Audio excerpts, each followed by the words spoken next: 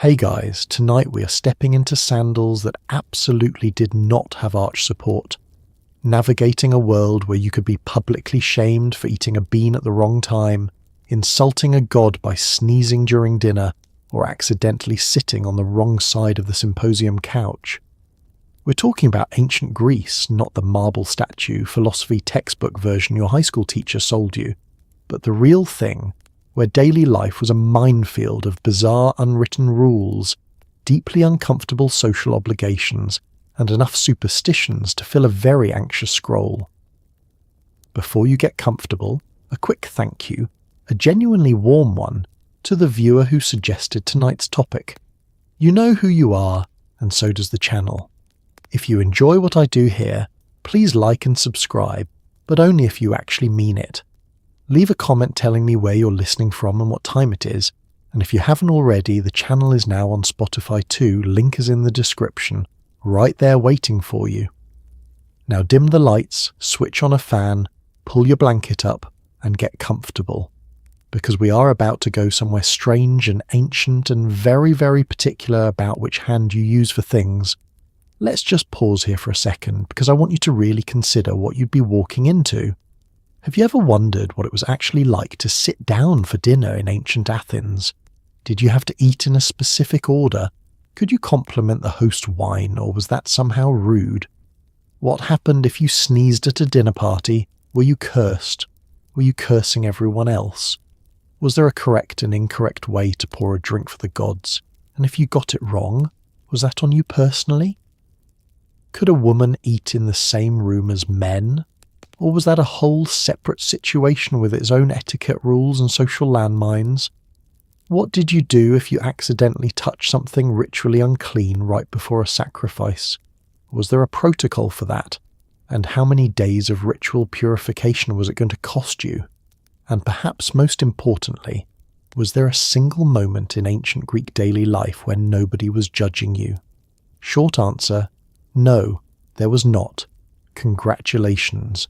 You have just woken up in Athens circa the 5th century BCE.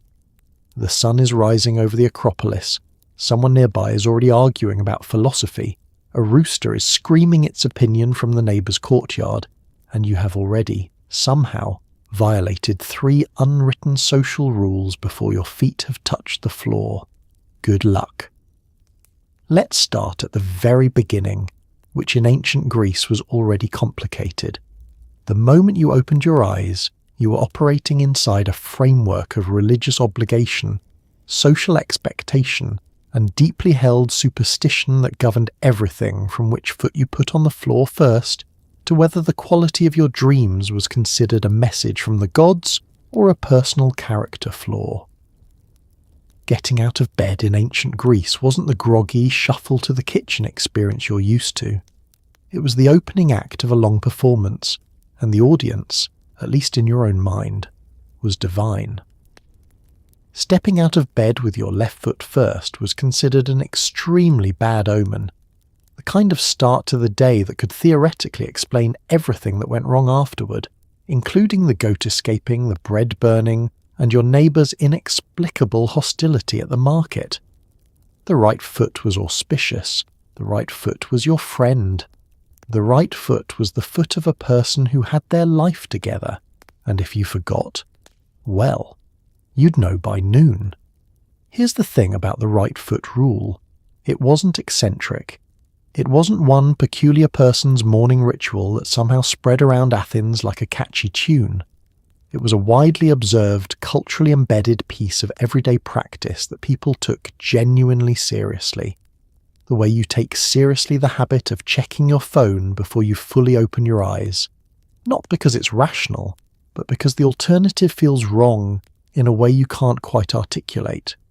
The left side in Greek thinking was consistently associated with ill fortune, with the uncanny, with the direction from which bad things tended to arrive.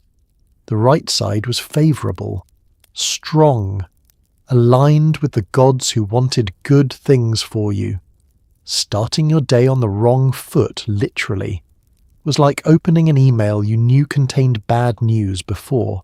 You'd had your coffee, technically survivable, but why would you do that to yourself? Once you were upright and correctly footed, the morning continued its careful choreography. You didn't simply stumble toward breakfast with your eyes half closed.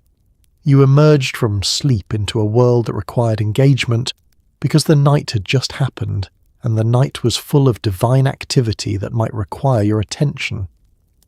Dreams were not just random noise your brain generated while you processed the day. They were communications. They arrived from the gods, from the dead, from something operating just beyond the edge of waking life. And waking up without at least considering what your dreams had been telling you was like ignoring a message from someone with considerably more power than you. Not all dreams required formal interpretation, but a dream with a strong, vivid, emotionally charged quality. One that left you with the distinct feeling you had been told something that was worth sitting with before you started your day. The mood with which you greeted the morning was also, quietly, a moral statement. A man who woke into the day with equanimity, with readiness, with the settled self-possession of someone who was prepared for whatever civic and domestic demands the hours ahead might bring. That man was performing virtue before he'd done a single notable thing. The Stoic idea, which the Greeks were already rehearsing long before Stoicism had a name, was that the first moments of the day set the frame for everything that followed, and that a person who could manage their own waking self, who could move from sleep to alertness without complaint, without drama, without the kind of prolonged, groaning reluctance that suggested they resented being alive, was a person who could probably be trusted with more serious responsibilities. You also, it should be noted, were not supposed to speak your first words carelessly. The things you said immediately upon waking, before your mind was fully sorted and your social defences were fully operational, carried a kind of unguarded weight. A prayer was appropriate. A quiet acknowledgement of the new day, offered upward, was the correct way to begin. Complaining loudly about your back, cursing the rooster, or muttering darkly about your neighbour's wall that had been encroaching on your property since last summer, these were not ideal first words. They coloured the morning with the wrong kind of energy, which in a world managed by gods who were paying intermittent but genuine attention, was not a risk a sensible person took lightly. And so you woke up carefully, deliberately, right foot first, prayers ready, dreams considered, mood managed, every single morning, before you had eaten so much as a crust of bread, before you ate anything, before you spoke to your family, and absolutely before you complained about your back hurting from sleeping on a stone bench covered in a thin wool mat, you prayed. Prayer in ancient Greece was not the quiet, eyes closed, hands folded, private experience it might look like today. It was a physical, public, extremely specific ritual with a precise set of rules about posture, gesture, direction, and wording, and getting any of it wrong wasn't just embarrassing, it was potentially dangerous. When praying to the Olympian gods, you raised your arms with your palms facing upward, tilting your face toward the sky, because that was where the gods lived. When praying to gods of the underworld, you turned downward, pressing your palms toward the earth, because that was where those particular gods preferred to receive their correspondence. Mix these up, and you'd essentially be knocking on the wrong door, which in a universe managed by Hades and Zeus simultaneously was not the kind of mistake you wanted on your record. Think about that for a moment. You couldn't just bow your head and have a quiet word with the divine. You had to know which god you were addressing, determine the correct physical orientation for that specific deity, arrange your body accordingly, choose the appropriate words, and deliver them with the right combination of humility and confidence that suggested you respected the god's power without being so grovelling that you seemed to have no dignity at all. The gods of ancient Greece were famously uninterested in weakness. They wanted reverence, yes, but reverence from someone who was also pulling their weight as a functioning person. A prayer! delivered in a trembling, incoherent mumble by someone who seemed to have no idea what they were doing, was not going to impress Zeus. Zeus had seen things. The timing of prayer was also crucial. The morning prayer was an opening acknowledgement, a way of checking in with the divine order before you went about your business inside it. It was less a request than a greeting, a daily maintenance of the relationship between mortal and immortal that kept the universe running smoothly and your household in reasonable standing with the forces that governed harvests, sea travel, childbirth, and the various catastrophes that could descend on a Greek family without much warning. You were not necessarily asking for anything. You were simply presenting yourself, confirming your awareness of where you stood in the cosmic hierarchy, and signalling your continued willingness to participate in the reciprocal exchange of respect and favour that defined the relationship between Greeks and their gods. The household hearth was typically where the morning prayer happened, because Hestia, goddess of the hearth and home, was the first and last of the Olympians to receive offerings in any religious act. She was the centre of domestic religious life, the divine presence embedded in the very fire that heated your home and cooked your food. Honouring her before you did anything else was not optional. It was the foundation on which the rest of the day's piety was built. You greeted Hestia, you acknowledged the household gods, and then, and only then, were you spiritually equipped to begin the day properly. And if you skipped this, if you rolled out of bed, shoveled down your breakfast and headed out to the Agora without so much as a glance at the hearth, nobody was going to arrest you. But the quiet social disapproval of your household, the faint sense of divine neglect accumulating like unpaid rent, and the entirely reasonable anxiety about what might go wrong in a day you had begun without properly acknowledging the forces managing your life. These were their own forms of consequence. In ancient Athens, the gods didn't always punish impiety dramatically and immediately. Sometimes they just waited, and that was worse. Breakfast in ancient Greece was a modest, no-nonsense affair, a bit of barley bread dipped in wine or olive oil, maybe some figs or olives if you were lucky, eaten quickly and without a great deal of ceremony. And yet, even this small, unremarkable meal came wrapped in its own set of unspoken rules, social signals and opportunities for someone nearby to form a quiet but lasting opinion of your character. How much you ate, how quickly you ate it, whether you ate standing or sitting, whether you drank wine at breakfast at all, these were all being noted, consciously or not, by everyone in the household and anyone who happened to walk by. Eating too heartily in the morning was considered the habit of a person with poor self-control, a man ruled by appetite rather than reason, which in a culture that prized rationality above almost everything else was not a compliment. The ideal Greek breakfast was taken with restraint, a philosophical statement made in bread and olive oil, communicated silently to anyone watching, which was everyone. The Greeks had a word for the kind of excessive appetite that embarrassed everyone around it. Akrasia, a failure of self-mastery, the condition of a person whose desires overruled their better judgment. At breakfast, akrasia was announced by reaching for the bread a second time before other people had finished their first piece, by eating with an enthusiasm so visible it suggested you'd been thinking about this particular piece of bread since you woke up, or by the general demeanour of a man who appeared to regard the morning meal as the highlight of his day, rather than a practical necessity to be managed with composure.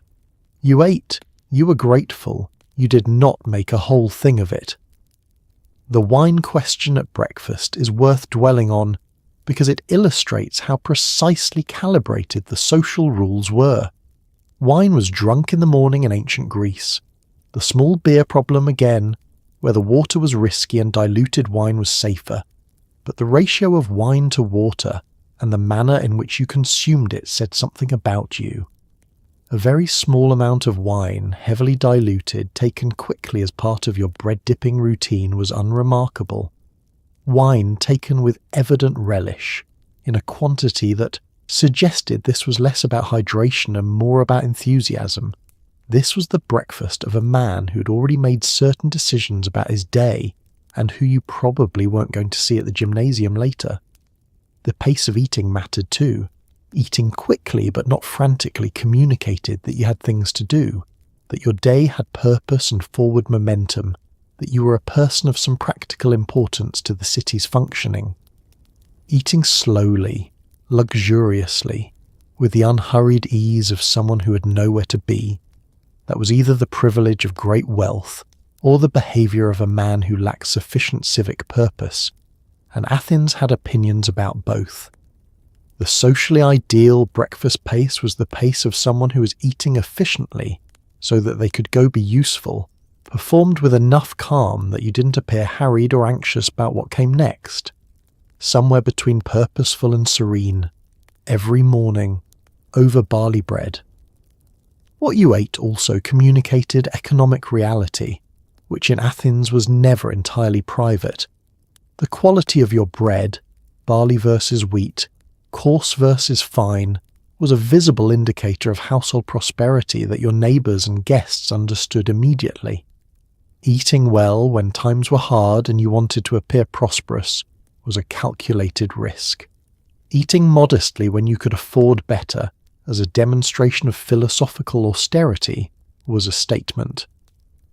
The morning meal was a small daily performance of who you were and how you stood in the world, taken in the first quiet hour of the day before the city's full social machinery was in motion.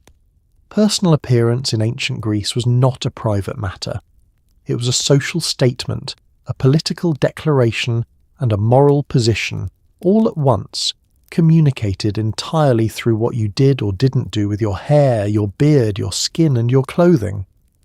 Men in classical Athens were expected to maintain a careful balance, clean but not vain, groomed but not effeminate, presentable but not ostentatious. Too much attention to your appearance was suspicious.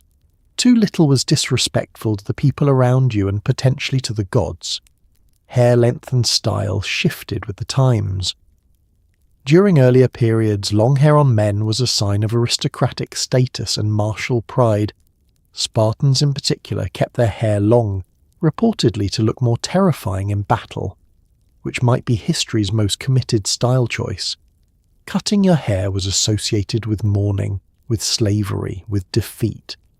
So if you showed up somewhere with a fresh haircut when you weren't in a period of grief, people were going to have questions. In classical Athens, the fashion shifted towards shorter hair for men, reflecting the democratic sensibility that aristocratic display was in slightly bad taste. Long, elaborately dressed hair started to read as the affectation of someone who missed the old days when inherited status was everything, and who was still, somehow, trying to perform that status with their head. The ideal Athenian male in the 5th century had hair that was trim, clean, and arranged without excessive effort, the appearance of a man who had attended to himself appropriately without spending the kind of time on it that suggested grooming was a primary occupation. This is the same energy as someone today who looks effortlessly put together, while definitely having put in considerable effort. The effort was supposed to be invisible. The result was supposed to look natural. This required practice. The beard occupied its own complicated social territory. For much of the classical period, a well-maintained beard was the norm for adult Athenian men, a sign of maturity, of having crossed from the athletic beauty of youth into the dignified authority of manhood. The smooth-faced young man was admired for his beauty, in ways that made everyone slightly aware of the passage of time. The bearded man was respected for his gravity. Being clean-shaven as an adult man in classical Athens suggested either that you were making a very specific philosophical statement, that you were an actor, or that something had gone wrong.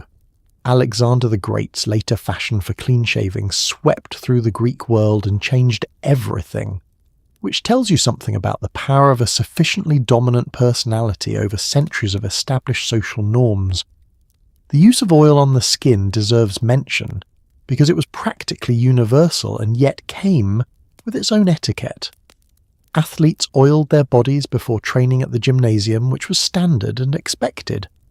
Non-athletes oiling themselves to a conspicuous shine in everyday contexts was a different matter.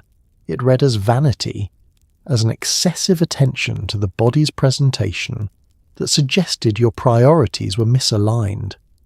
You oiled yourself for function, for the practical purposes of exercise and bathing. You did not wander around Athens looking like you'd been recently varnished just because you enjoyed the effect. That was the kind of behaviour that made philosophers sigh quietly into their wine and wonder where it had all gone wrong. Clothing in ancient Greece was a communication device.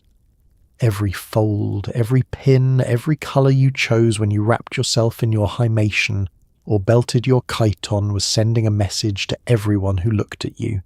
And in a society built on public life, everyone was looking. You dressed not for yourself, but for the city, for the gods, for the social contract you participated in just by stepping outside. The basic garment was simple enough, a rectangle of wool or linen, draped and pinned at the shoulder, belted at the waist, but the way you wore it said everything. A properly draped hymation, worn with a certain casual precision that only came from practice and good breeding, marked you as a man of leisure, education, and self-possession. A sloppily arranged garment, too much ankle showing, pins coming undone, these weren't just fashion failures. They were evidence that you had not been raised properly, that you lacked the self-discipline and attention to decorum that a good Athenian citizen was supposed to embody from birth, ideally while looking effortlessly elegant about it. The hymation, the large rectangular outer garment that adult men wrapped around themselves for public appearances, was, in the hands of someone who knew what they were doing, a remarkably expressive piece of fabric. Worn with the right amount of drape, the right amount of deliberate fold, it conveyed dignity, education, and civic seriousness.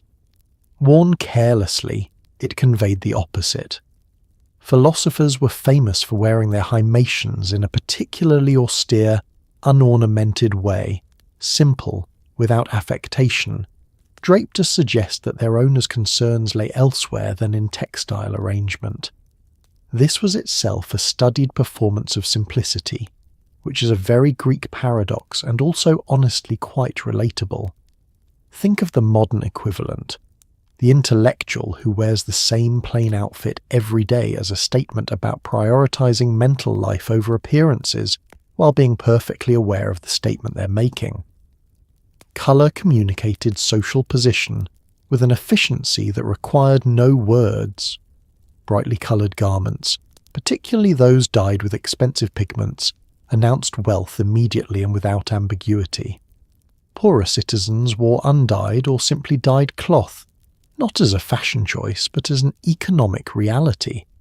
Though in Athens' democratic ideology, dressed-down simplicity also had its own kind of prestige.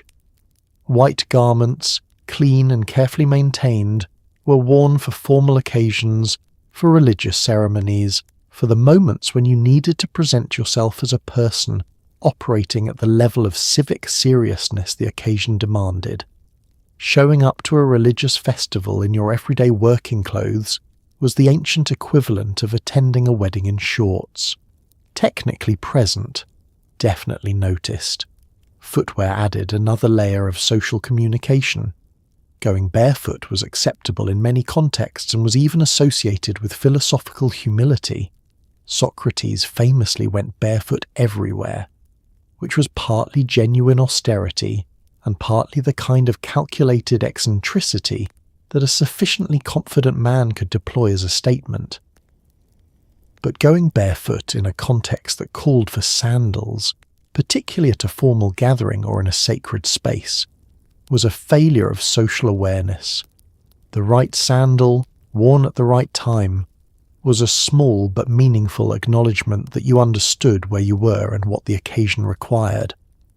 Getting dressed in ancient Athens was, in other words, a daily act of social intelligence, The garment was simple, the communication it carried was not.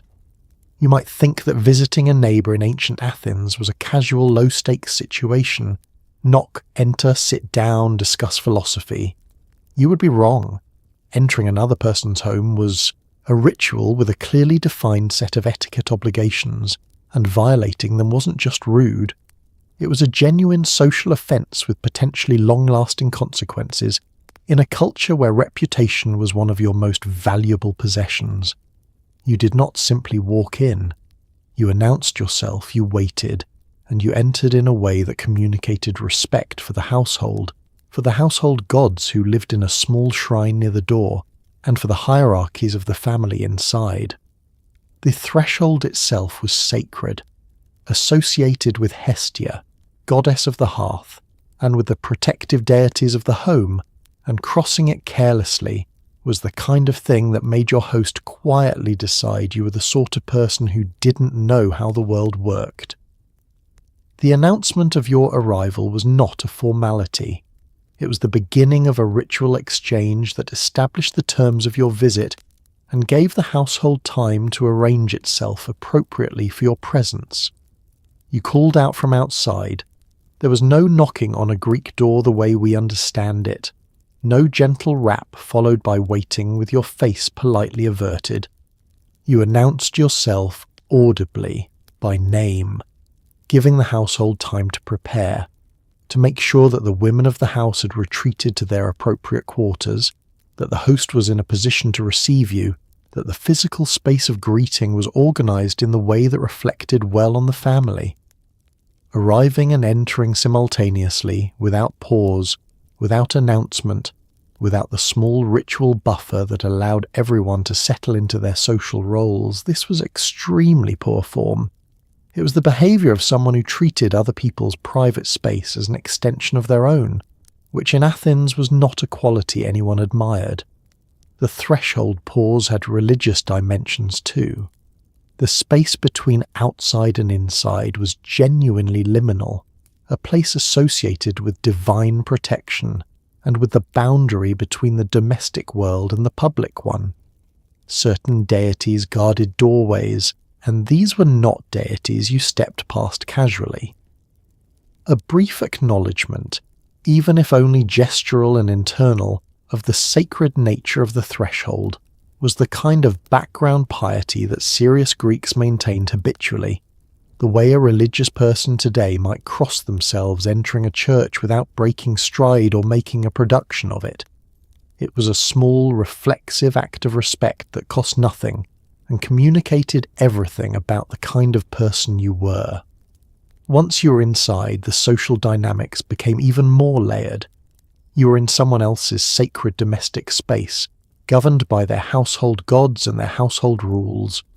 You followed your host's lead, in where you sat, in what you were offered, in how quickly conversation developed versus how much silent, comfortable time was allowed to pass first. Launching into the purpose of your visit immediately, before your host had had the opportunity to offer hospitality, and before you had accepted it, was aggressive. It communicated that you had come for what you needed, and were not particularly interested in the relationship surrounding it.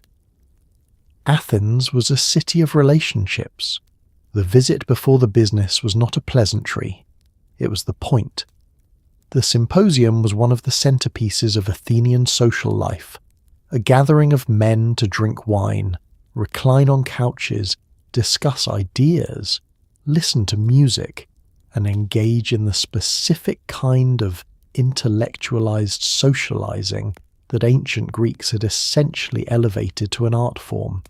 It sounds wonderful.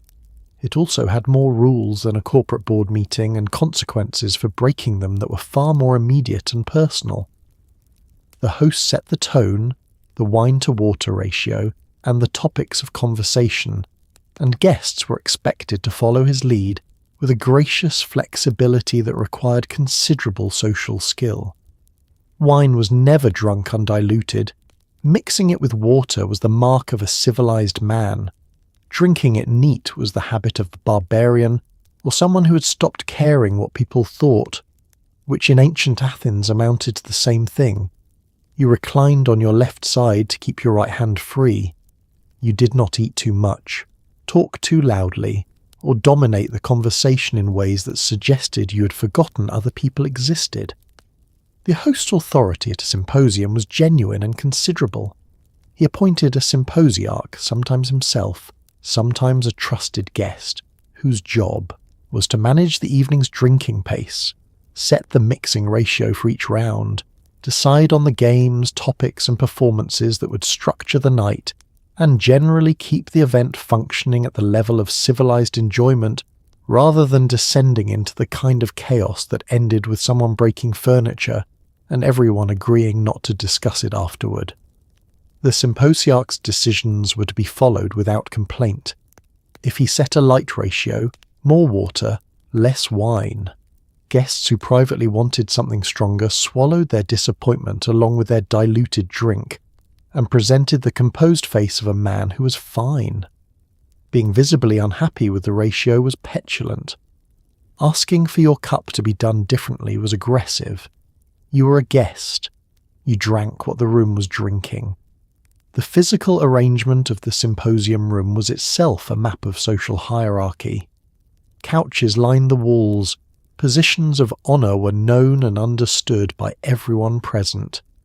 You took the couch you were shown to, and you did not angle for a better one. If you'd been placed somewhere that suggested you were not quite at the top of the room's social pecking order tonight, you registered this information quietly, stored it for later reflection, and reclined with the composed dignity of a man who was above being visibly stung by furniture placement. You were not above it, but you performed being above it, which in Athens was close enough. Conversation at the symposium was the main event, and it required a particular kind of social agility. You were expected to contribute wit, intelligence, and substantive thought to whatever discussion the evening had settled on, while also listening actively when others spoke, yielding gracefully when you had made your point, and refraining from the kind of rhetorical grandstanding that suggested you were treating the gathering as a personal showcase rather than a communal intellectual experience. The symposium produced some of the greatest philosophical dialogues in Western history, Plato's Symposium being the most famous, because it was a format that, when properly managed, generated genuine thinking. It also produced some legendary disasters, and those were not written down by Plato. Before any wine was consumed at a dinner or symposium, before the philosophical debate, before the flute music and the poetry recitations, something else happened first. The gods got their share. A libation, a small ritual pouring of wine, water, milk, honey or oil, was offered to the divine as a form of acknowledgement, gratitude and social maintenance, with forces considerably more powerful than your host. And because this was ancient Greece, there was a correct way to do it and many, many incorrect ways to do it. The substance you poured, the deity you addressed, the words you used, the direction you poured, all of it was governed by tradition, expectation, and the kind of religious anxiety that comes from living in a world where the gods were real, present, petty, and fully capable of ruining your harvest or sinking your ship over a perceived slight. A careless libation wasn't just impious, it was an invitation to bad luck that you had practically engraved yourself. The 3-part libation structure used at symposia gives you a sense of the precision involved. The first pour went to the Olympian gods, Zeus and the immortals of the sky and the upper world. The second went to the heroes, the honoured dead, the great figures of myth and history who occupied a middle space between mortal and divine. The third went to Zeus Soter, Zeus's saviour, a final act of hope and protection before the serious drinking began. Each of these pours had its own accompanying words, its own ritual moment, and its own expectation of collective participation from everyone in the room. This wasn't one person performing while others watched. It was a communal act, and the social pressure to participate with visible sincerity was considerable. The physical mechanics of pouring also mattered. You poured from the right hand, always the right hand, the auspicious hand, the hand connected symbolically to order and rightness and divine favour. You poured with a smooth, steady, unhurried motion that communicated control, deliberateness, and respect. Sloshing the wine, pouring too fast, allowing drops to fall in the wrong direction. These were small failures, but notable ones in a ritual context where the gods were considered to be genuinely paying attention. The libation was not a symbol of a gift. In the Greek religious framework, it was the gift, a real transfer of something real to a divine recipient who would receive it, and, ideally, respond in kind with the favour, protection, or goodwill you were implicitly requesting. What you said while pouring was as important as how you poured. The words of a libation were formulaic, traditional, inherited phrases that carried the weight of long use and collective meaning, but they had to be delivered with genuine attention, not mumbled through while you were already thinking about the next cup. A prayer gabbled inattentively was not quite a prayer. It was the shape of a prayer, the sound of a prayer, emptied of the intention that gave it power. The gods noticed the difference, or at least you proceeded on the assumption that they did, because the alternative assumption that it didn't matter, that the gods weren't really listening, that the whole thing was purely social theatre, was the kind of thought you kept extremely private in Athens, where impiety was a serious charge with serious consequences, as Socrates discovered rather dramatically. In a culture that conducted most of its important social life horizontally, men reclined at symposia, at dinners, at philosophical gatherings. Where you reclined and how you did it carried enormous social weight. The arrangement of couches in a Greek dining room wasn't arbitrary. There was a place of honour, a host's position, a position for the most distinguished guest, and then a descending hierarchy of social prestige that filled out the room in a way that everyone present understood and was actively reading. Sitting down in the wrong spot wasn't a minor blunder you could laugh off. It was the kind of mistake that announced to everyone in the room simultaneously that you either didn't know the rules or didn't respect them, and in ancient Athens, both of those interpretations reflected badly on you, in ways that tended to stick. The place of honour in a Greek dining room was typically the couch positioned closest to the door, or in some configurations the couch, that gave its occupant the best view of the room and the most natural position from which to address the gathering. The host's place was equally well understood. When you arrived at a symposium, your position in the room was communicated to you by a servant or by the host himself, and you went where you were put, taking it upon yourself to select a couch, to evaluate the options and choose the one that suited you, as if you were picking a seat at a cinema, was a staggering overstep. The room had an order. The order existed before you arrived. Your job was to find your place in it gracefully, not to renegotiate it from the door. The way you reclined once you were on your couch was its own performance. You reclined on your left side, weight on your left elbow, right hand free for drinking and gesturing. This was universal enough that deviating from it looked eccentric, and not the admired philosophical kind of eccentric, but the kind that made people wonder if you'd been raised somewhere with different customs, or whether something was wrong with your left arm. The body's orientation in the room mattered too.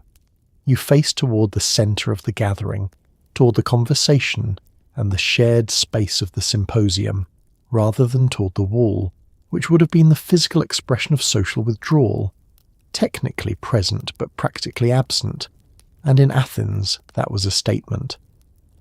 The politics of couch sharing also deserves a mention, because at large gatherings, couches were sometimes shared between two guests.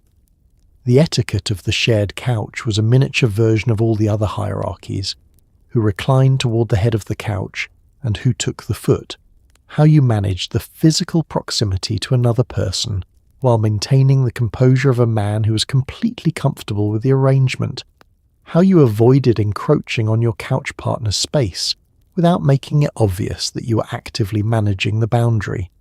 It was, in short, the ancient equivalent of the armrest negotiation on an airplane, but with more philosophical conversation and significantly more wine. Dinner in ancient Greece was a communal experience, and communal experiences required communal consideration, a concept the ancient Greeks had strong opinions about and enforced with the invisible, but ironclad pressure of social judgment.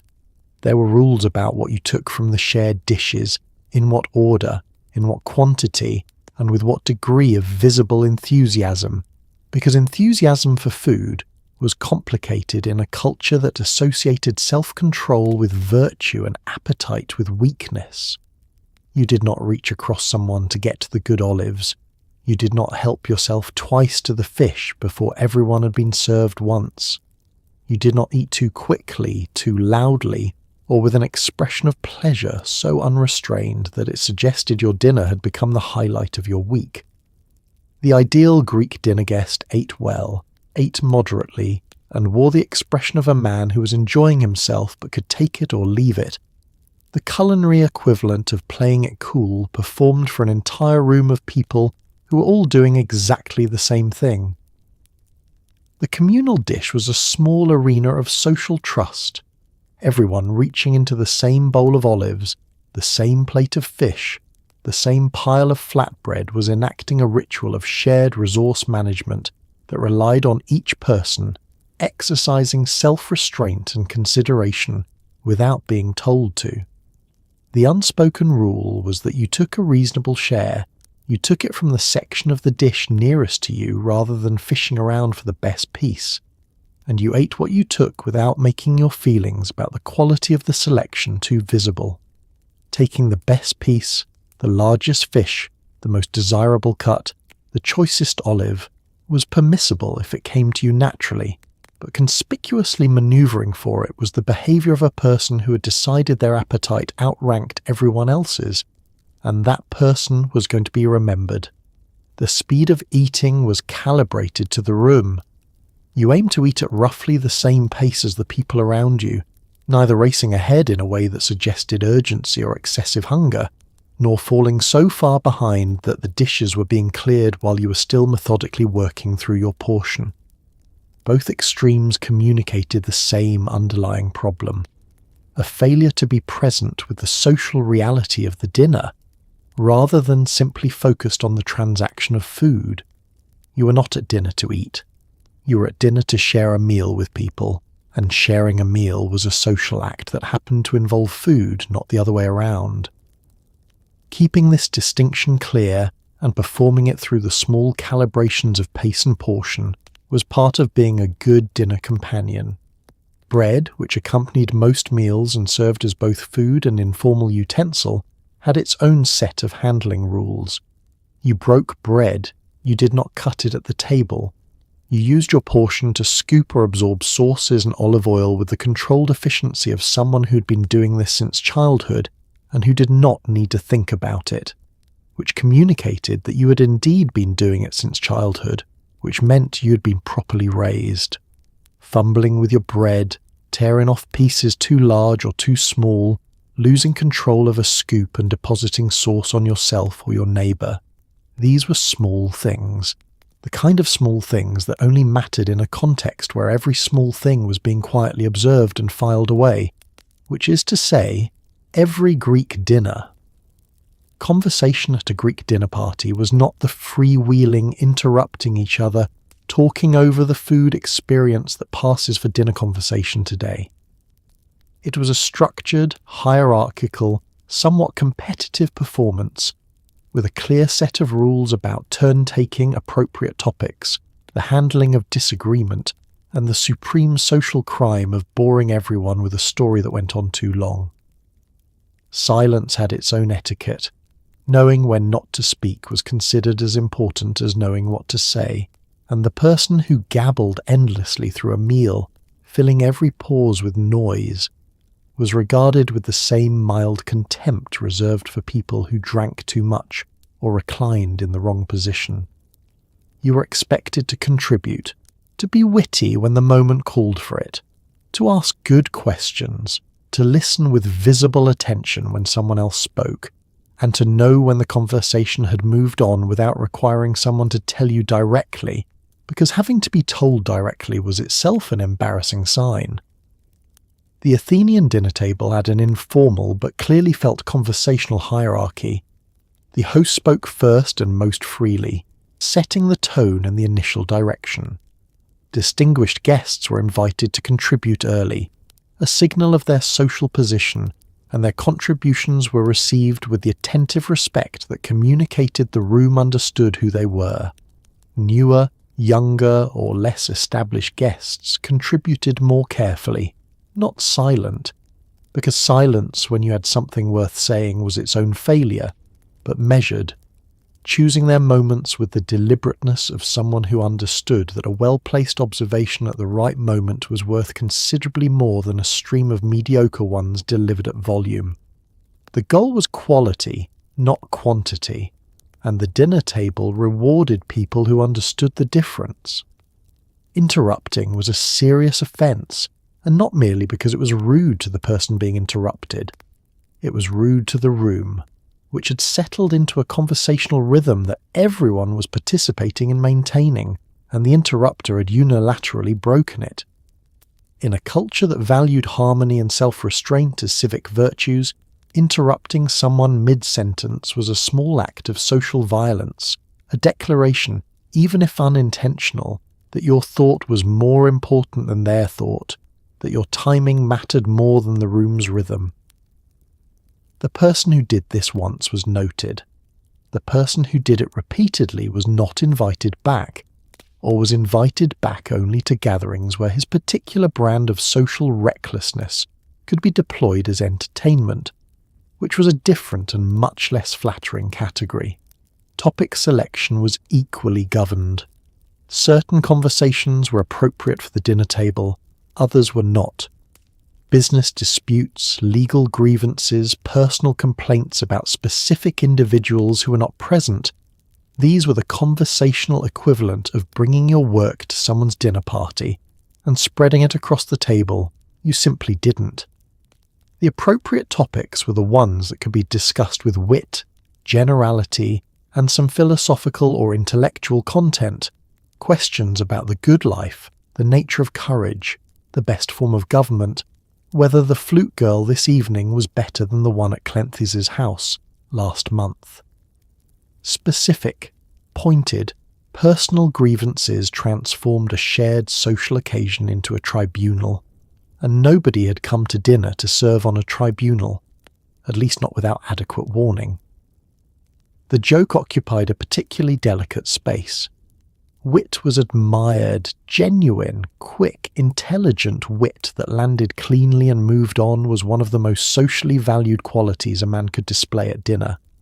But the joke that fell flat was mortifying, not just for the person who told it, but for the entire room, which now had to manage the social wreckage of an attempted joke that had not worked. You waited for a moment that genuinely invited humour. You delivered it crisply, without extensive setup. And if it didn't land, you did not explain it. You did not repeat it in a slightly different form, and you did not look around the table for validation from individual faces. You simply moved on with the composed expression of a man who had not been trying particularly hard in the first place. In ancient Greece, your body was not entirely your own. It was a vessel operating in a universe full of divine forces, omens, and invisible spiritual significance, which meant that involuntary physical behaviours, the sneeze, the yawn, the hiccup, the stumble, were not just minor inconveniences, they were messages, potentially from the gods, requiring interpretation. A sneeze, depending on when it happened and in which direction, could be a good omen, a bad omen, or a divine confirmation of a decision you had just been in the middle of making. The phrase we still use today, "bless you," has its roots in exactly this anxiety, the sneeze as a momentary supernatural event requiring acknowledgement and protection.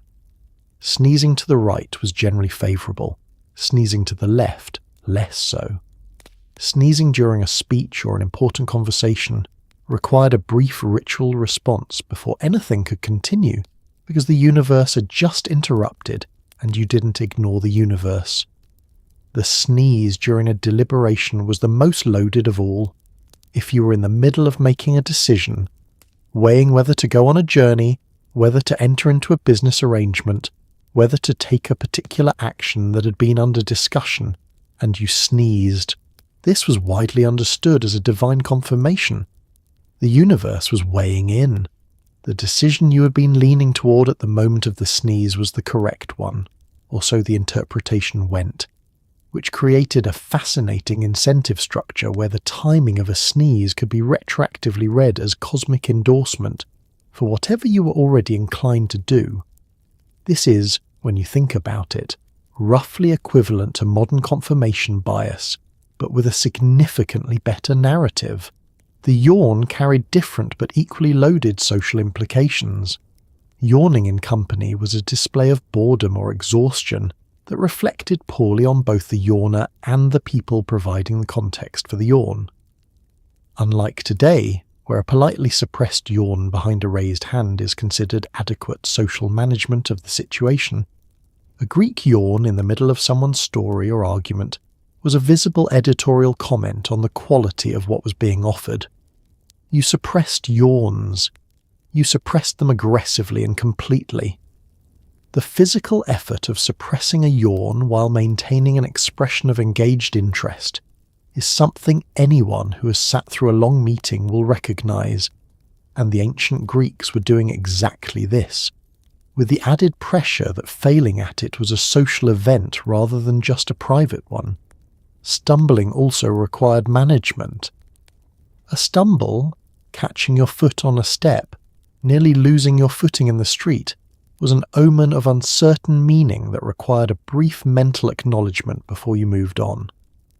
Whether the stumble was a warning, a sign of divine displeasure, or simply a reminder to pay more attention was a matter of interpretation, but the one thing you did not do was dismiss it entirely as a piece of bad luck with no significance. In a universe where everything that happened was connected to something larger, dismissing an omen was the equivalent of hanging up on a call without finding out who it was from. Rude and potentially consequential. The management of all other bodily functions in social settings was governed by a straightforward principle. The body's physical processes were to be rendered as invisible as possible in polite company, because they were the domain of the animal body rather than the rational mind. An ancient Greek social performance was a continuous demonstration that your rational mind was in charge. The man who could manage his physical self, who did not sneeze dramatically, yawn visibly, stumble carelessly, or make his body's requirements a public event, was a man who had achieved a basic but genuine level of self-mastery, which was, depending on the day, rather harder than it sounds.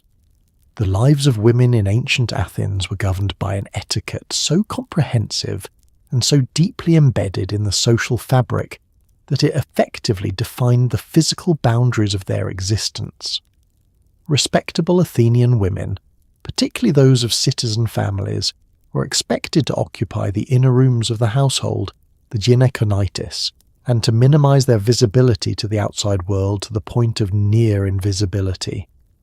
This wasn't a personal preference or a casual social habit. It was a moral and civic obligation enforced by the opinions of neighbors, relatives, and a culture that measured a woman's virtue almost entirely through her seclusion and silence.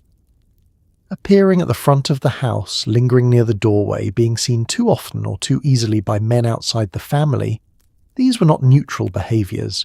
They were reputational events, and in a small city where everyone knew your household and your name, reputation was not something you could afford to treat casually.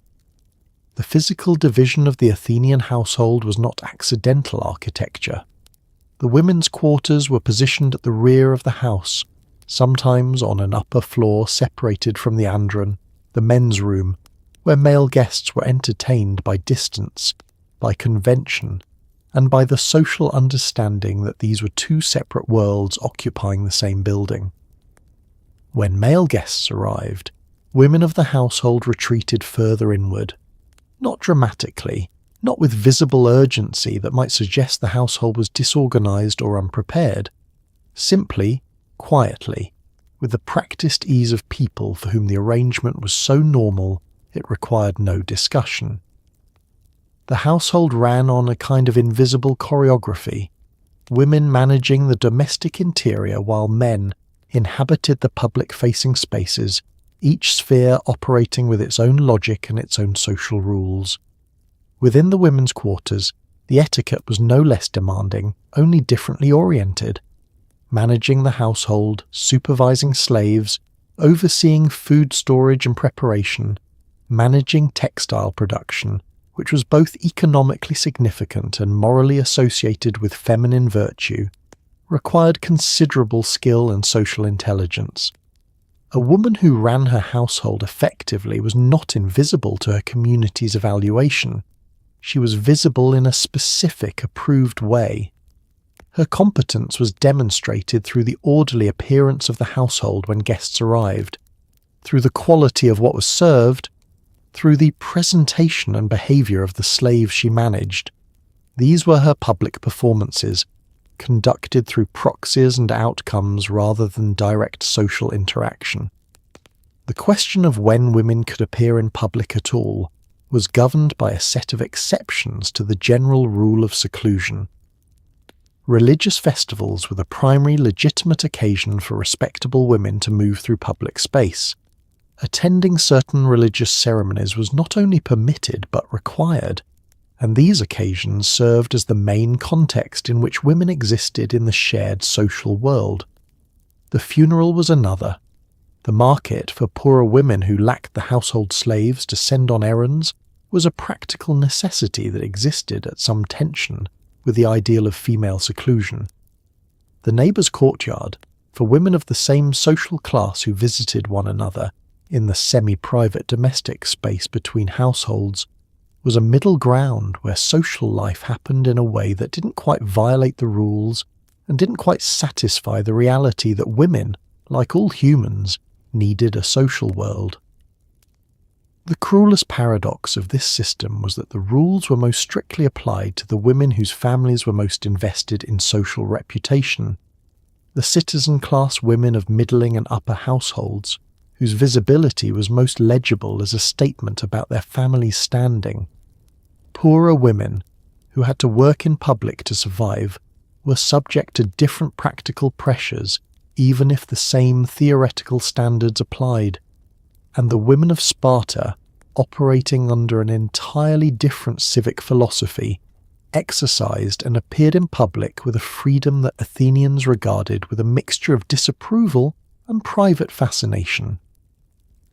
But in classical Athens, for the women who lived inside it, the etiquette of invisibility was the daily air they breathed, pervasive, unquestioned, and enforced not by force but by the far more durable mechanism of everyone around you finding it entirely normal. The Agora was the beating heart of Athenian public life, a marketplace, a civic forum, a social hub, and a stage on which your reputation was perpetually being performed and evaluated by everyone around you.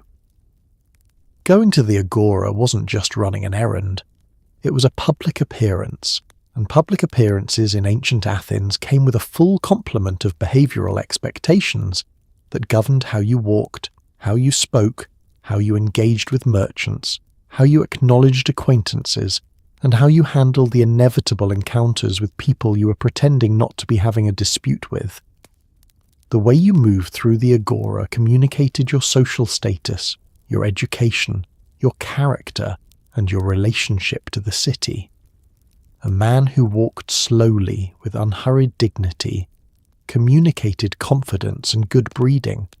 A man who rushed, who darted between stalls, who looked furtive, he was communicating something much less flattering, and the Agora had eyes everywhere, most of them attached to people who would definitely bring it up later. The ideal pace for moving through the Agora was the pace of a man with purpose, but without urgency.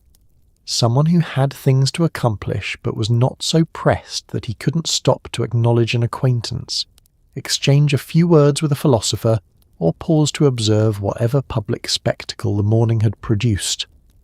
Urgency in public suggested that something had gone wrong that required fixing, or that your affairs were in a state of disorder that demanded frantic management. Neither of these was a good look. Leisure, by contrast, the particular Athenian ideal of schole, the free time of an educated citizen who had arranged his life to allow for thought and conversation, was communicated precisely through the unhurried quality of your movement through public space. You were not running. You were a citizen of Athens. These things were understood to be related. Acknowledging acquaintances was governed by a precise hierarchy of obligation. People you knew well and liked received a full greeting, eye contact, a brief exchange of words, the social maintenance that kept relationships warm and functional. People you knew less well received a nod, a gesture of recognition, the physical equivalent of a polite reply to an email. People you were in dispute with, and in Athens, where litigation was a primary form of social conflict resolution, you were probably in dispute with someone, required the most careful navigation. Ignoring them completely was a statement. Acknowledging them too warmly was a different statement. The correct response was a measured, cool acknowledgement that communicated awareness without warmth, civility without affection, the social equivalent of a firm handshake with someone you were planning to sue next month. The merchant stalls of the Agora were their own social world, and your behaviour while buying things communicated your character as clearly as anything else you did in public. Excessive haggling, particularly over small amounts, was the behaviour of a man who either needed money desperately or valued money more than his dignity, and neither interpretation flattered you. Paying without negotiation communicated either wealth or a praiseworthy indifference to minor financial friction. Treating merchants with contempt, as if commerce itself was beneath you while you simultaneously required its products, was the particular hypocrisy of a certain kind of aristocratic posturing that Athens's democratic sensibility found tiresome. You bought what you needed, you paid a reasonable price. You treated the person selling it to you with the basic consideration owed to another human being operating inside the same civic space, and you moved on without making it a whole thing. Gift-giving in ancient Greece was not the warm, low-stakes gesture of affection it might seem. It was a highly calculated social transaction operating inside a system of reciprocal obligation, so precise and so deeply felt that accepting a gift and failing to return it appropriately was considered a moral failure on the level of dishonesty.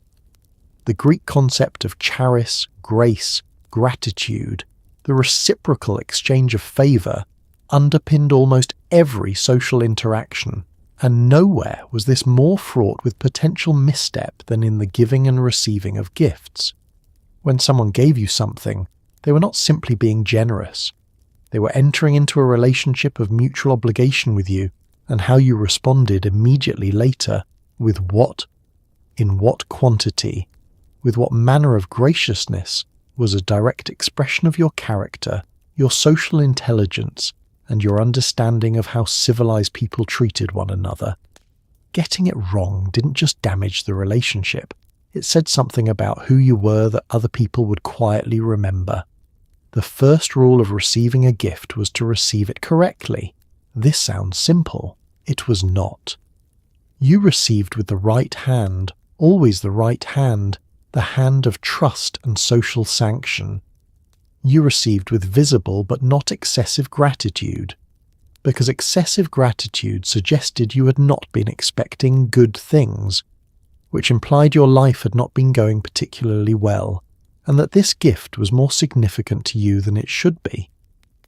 You received with the composure of a person who was touched but not overwhelmed, grateful but not desperate, the expression of someone for whom gifts from good people were a regular feature of a well-maintained social life, even if this was not entirely the case at the moment.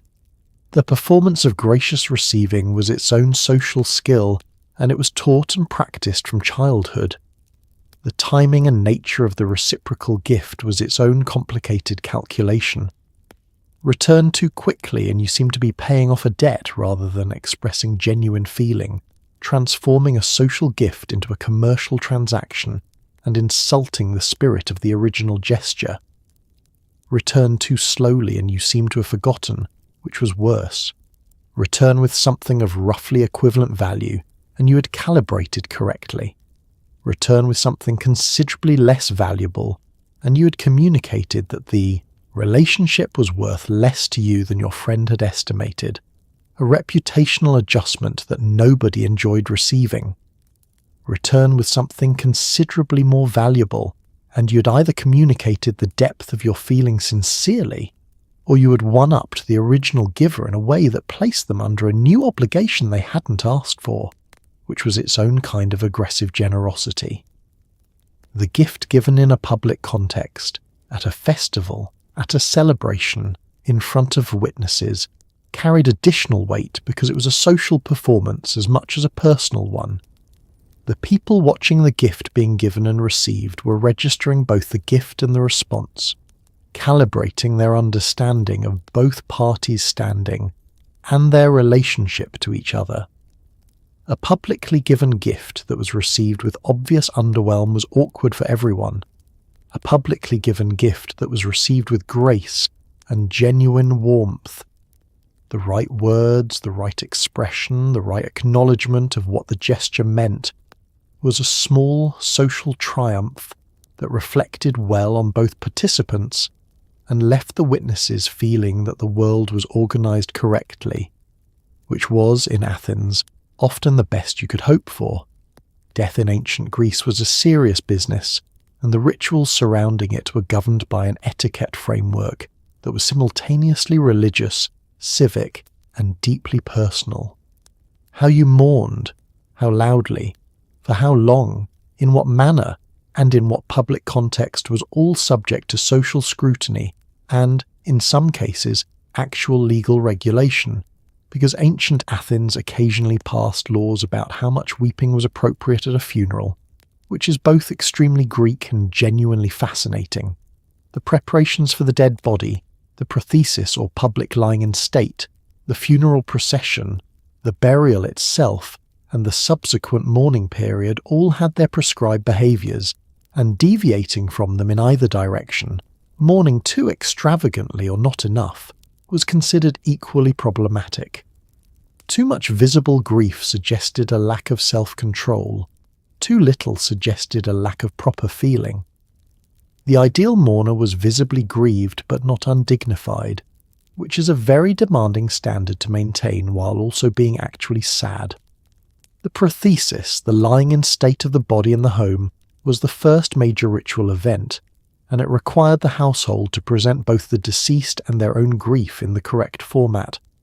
The body was washed, anointed with oil, and dressed in clean white garments. It was laid out on a bier with the feet facing the door, a detail that mattered because orientation in Greek ritual almost always mattered. Mourners, primarily women of the household, gathered around the body and expressed their grief in prescribed ways. Touching the dead person, lamenting verbally, tearing at their hair or clothing in the formalized gesture of grief that the culture recognized as the correct physical language of loss. This was not spontaneous emotional expression. It was a performance of grief that followed a recognized form, which allowed everyone present, participants and observers alike, to understand what was happening and what it meant within the shared framework of ritual. Solon's famous legislation restricting funeral excess tells you something important about what Athenians apparently needed to be told not to do. The laws limited the number of garments in which a body could be buried, restricted the slaughter of oxen at the grave, and specifically curtailed the practice of hiring professional mourners, women paid to wail at funerals to amplify the apparent grief of the household, a practice the city decided was both undignified and slightly fraudulent as a representation of genuine loss. The impulse behind this legislation was the same impulse that drove so much Athenian etiquette. The sense that excess was a failure of self-mastery, that a proper person managed their emotions and expressions with the same discipline they applied to everything else, and that the performance of grief, like the performance of joy, of confidence, of philosophical conviction, was most powerful and most respected when it was real, restrained, and expressed with control. The mourning period following the burial was also carefully bounded. You mourned for an appropriate time, after which you returned to civic and social life, cleaned yourself, attended to your ritual purity, and re-entered the world. Prolonged public mourning that extended beyond the accepted period communicated either excessive emotional attachment that was preventing recovery, or a performance of grief designed to signal the depth of your loss to an audience that was no longer particularly watching. Both readings were unflattering. You grieved properly, completely, and for the correct duration, and then you came back. Because Athens needed you, and because the dead, properly sent off with the right rituals and the right amount of authentic feeling, were at peace and no longer required your full-time attention. If there was one area of Greek etiquette that carried genuine divine weight, it was Xenia, the sacred obligation of hospitality between host and guest. Zeus himself, in his role as Zeus Xenios, was the protector and enforcer of Xenia, which meant that violating its rules wasn't just a social misstep. It was an act of impiety directed at the king of the gods personally. The stories of what happened to people who violated Xenia, the Trojan War for example, started partly because Paris violated the hospitality of Menelaus by stealing his wife, which the gods agreed was extremely not okay, gave the whole system a kind of low-grade divine terror that kept everyone on their best behaviour, or at least close to it. As a host, you were obligated to feed your guest, offer them a place to sleep, ensure their safety while under your roof, and send them on their way with gifts. As a guest, you were obligated to behave with dignity, not ask your host's name until after you'd been fed, not overstay, and not abuse the protection being extended to you. Both parties were performing a sacred ritual, and both the gods and your entire social network were watching. The sequence of Xenia had a specific and important logic. The guest arrived. The host welcomed them without yet asking who they were, and this is the part that most surprises modern people. You fed the stranger first. You gave them water for washing, wine for refreshment, food for sustenance. And only once they had been materially cared for, once the most urgent human needs had been addressed, did you ask their name and purpose. The reasoning was profound in its generosity. A hungry, tired, uncertain traveller was not in a condition to present themselves properly, and it was unkind to interrogate someone before you'd addressed their basic needs. You fed them first because they were a human being and because Zeus was watching. You asked questions after, because then they could answer from a position of comfort and safety rather than vulnerability. The guest gifts, xenion, that a host presented to a departing visitor were not optional extras. They were part of the ritual structure, a material acknowledgement of the bond that had been created between host and guest through the sharing of food and shelter. The gifts didn't need to be lavish, but they needed to be given, and they needed to be given with the warmth that communicated genuine regard for the person who had trusted your household with their safety. A guest who left without gifts had been hosted incompletely. A host who sent a guest away empty-handed had not fulfilled their obligation to Zeus Xenios, and that was a deficit that tended to be noticed both by the social network and by the god in question. The reciprocity of Xenia extended through time in a way that made it a genuine social institution. If you hosted a traveller well, and they later hosted you on your own travels, you were operating inside a system of mutual protection that could span generations, host friendships, xenia relationships, passed from parent to child, creating networks of obligation and trust that functioned across the Greek world as a kind of distributed hospitality infrastructure. In a world without hotels, without reliable legal protection for travellers in foreign territories, without the social safety net of the modern state, xenia was not a charming custom. It was survival technology, elevated to the level of divine obligation because it had to work reliably everywhere, or people died on the road. Slavery was a fundamental institution of ancient Greek society, so thoroughly normalized that the etiquette surrounding it was less about acknowledging the reality and more about the complex social choreography of operating within it gracefully, or at least without causing visible awkwardness for the free people involved. The presence of slaves in a Greek household shaped the etiquette of daily life in ways both obvious and subtle. A wealthy Athenian household might have dozens of slaves performing every domestic task, and the behaviour of those slaves was itself subject to a set of expectations about demeanour, movement, silence, and visibility that governed how the household presented itself to guests. But the etiquette obligations cut the other way too, in ways that were less codified but equally real. The unspoken social rules about how a free person behaved in front of, in relation to, and in the presence of the enslaved people who managed their lives, a performance of casual authority that required its own specific social skill. The well-run household presented its domestic slavery as invisible infrastructure.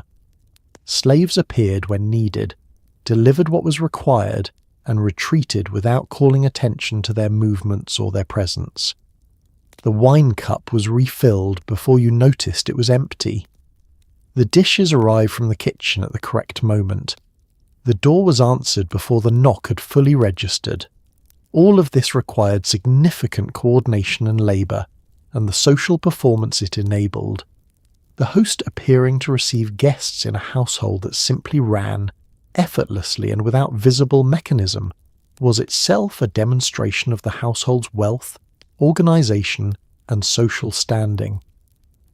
A household where the domestic machinery was visible, where slaves had to be called repeatedly, or where tasks were completed clumsily and belatedly, was a household that had not got things sorted, and this was noted. The etiquette of how a free person addressed their slaves in front of guests was its own negotiation. Direct, practical commands delivered without cruelty and without elaborate engagement were the social norm, the tone of a person who was accustomed to authority and exercised it without drama. Excessive harshness towards slaves in a social setting was considered poor form, not on moral grounds that would satisfy a modern reader, but because it was undignified, because it suggested that the household was disordered in ways that required constant forceful correction, and because it made guests uncomfortable in a way that reflected badly on the host. Socrates and other philosophers went considerably further, arguing for the shared humanity of enslaved people in ways that were genuinely radical for their context. But even without reaching those conclusions, the social etiquette of the household enforced a surface-level restraint that masked, without resolving, the fundamental violence of the institution it was decorating. What was never appropriate was treating the management of your household's enslaved workers as a topic for dinner conversation, complaining about a slave's behaviour, discussing punishments, airing domestic grievances in front of guests who had come for philosophical conversation and wine. The internal business of the household was private, and its management was your responsibility to handle competently and quietly. A man who complained about his slaves at dinner was announcing several things simultaneously: that his household was not running smoothly, that he lacked the management skill to address the problem without public processing, and that he thought his guests were interested in hearing about it. None of these announcements were ones you wanted to make. Religious festivals were among the most important events in the Athenian calendar, and they came with a comprehensive set of etiquette rules that governed everything from what you wore to how you walked in procession to the specific expression you were expected to wear on your face while watching a sacrifice. Festivals like the Panathenaea or the Thesmophoria weren't optional cultural events you attended when you felt like it. They were civic and religious obligations, and your participation or notable absence was observed. Showing up was just the beginning. Once there, you were expected to behave with appropriate solemnity, to follow the procession in the correct order, to make your offerings at the right time, to observe the sacrifices with the correct combination of reverence and composure, and to not do anything that could be interpreted as disrespectful to the deity being honoured, who, unlike a modern audience, had both the motivation and the capability to make your life extremely unpleasant in response. The festival began with preparation, and preparation was not casual. You washed. You wore clean, appropriate clothing, typically white or light-coloured garments that communicated ritual purity and the solemnity of the occasion. You arrived with the correct offerings already in hand, the cakes, the incense, the small animal if the occasion required one. Arriving at a festival empty-handed because you hadn't planned ahead was the religious equivalent of showing up to a potluck without food and hoping nobody noticed. Everyone noticed. The offering was not merely a gift to the god, it was a visible demonstration of your preparedness, your respect, and your economic capacity to participate in the community's shared religious life. Bringing a small but genuine offering with evident care was appropriate. Bringing nothing was a statement about your priorities that the gods and your neighbours were equally capable of registering. The procession, which was the central public event of many major festivals, had a precisely ordered structure that reflected the social hierarchies of Athenian life. Priests and cult officials led. Specific groups of citizens, young men and women, old men, representatives of the tribes, occupied designated positions in the line. You knew where you belonged in this procession, and you took your place without confusion, without jostling for a better position, without arriving late and inserting yourself at the wrong point. The procession was the city moving through itself in ordered demonstration of its civic and religious identity, and your place in it was your place in Athens, not a matter of personal preference but of social and sacred role. The face you wore throughout the festival was its own performance. Solemnity was the baseline, a focused, attentive expression that communicated your awareness of the sacred character of the occasion. But pure, grim solemnity for hours at a time was exhausting and frankly implausible, and the gods were not believed to require mirthless worship. Joy was appropriate, even expected at festivals that honoured deities associated with abundance, fertility, or communal celebration. The Dionysian festivals, in particular, invited a quality of engagement that was considerably more enthusiastic than the quiet reverence required at a sacrifice to Athena. Reading the room, or rather reading the festival, and calibrating your expression accordingly, was the baseline social competence that every Athenian was expected to bring to the city's religious calendar. Getting it wrong, being visibly bored at a solemn rite or insufficiently festive at a celebration of Dionysus, was the kind of tone deafness that people remembered and mentioned later. Animal sacrifice was the central ritual act of Greek religious life, and it came wrapped in a procedural precision that made modern health and safety regulations look casual by comparison. Every step of the process, the selection of the animal, its preparation, the prayers that preceded the killing, the method of killing, the distribution of the meat, the burning of the bones, was governed by tradition and divine expectation, and every step was an opportunity to get something wrong in a way that invalidated the entire offering. The animal had to approach the altar willingly, or as willingly as you could make it appear, because an animal that resisted or had to be dragged was considered a bad omen. It had to be without blemish. The correct words had to be spoken. The libation had to be poured in the correct manner. The bones wrapped in fat had to be arranged just so before being given to the fire. And all of this had to be executed with the calm, focused competence of someone who respected the gods enough to do this properly, which in ancient Greece was more or less everyone, because the gods were not subtle about their displeasure. The animal's willingness to approach the altar was not left entirely to chance. The priest was skilled at managing animals in ways that encouraged a cooperative presentation. Grain was used, water was sprinkled, techniques refined over generations of professional religious practice were applied to the problem of getting a goat or an ox to walk calmly to its death in front of a crowd of observing worshippers. But when the animal balked anyway, when it pulled back or tried to flee, the mood in the gathered crowd shifted. This was a sign. What kind of sign required interpretation, but it was unambiguously a communication from somewhere beyond the ordinary, and the sacrifice might need to be reconsidered, repeated with a different animal, or preceded by additional purification. You didn't just shrug and proceed with a reluctant victim. The gods had preferences, and a dragged, struggling animal was not among them. The selection of the animal itself communicated the seriousness and the economic investment of the sacrifice. Certain gods required certain animals. Poseidon expected bulls. Aphrodite was honoured with doves. Demeter received pigs. Offering the wrong species was a category error, a failure of basic religious literacy that suggested you had not paid sufficient attention to the tradition. The animal had to be perfect. No missing limbs, no obvious disease, no disqualifying blemish.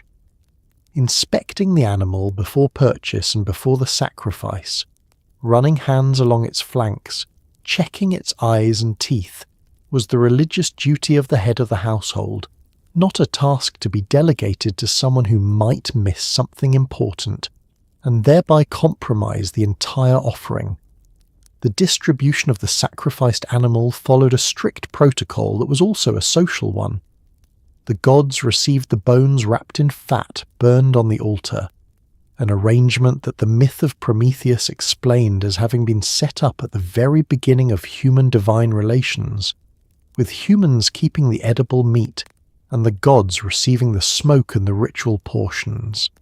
The meat that remained was divided among the participants according to social hierarchy. Priests received their traditional portions, officials and honoured guests received designated cuts, and the remainder was shared communally.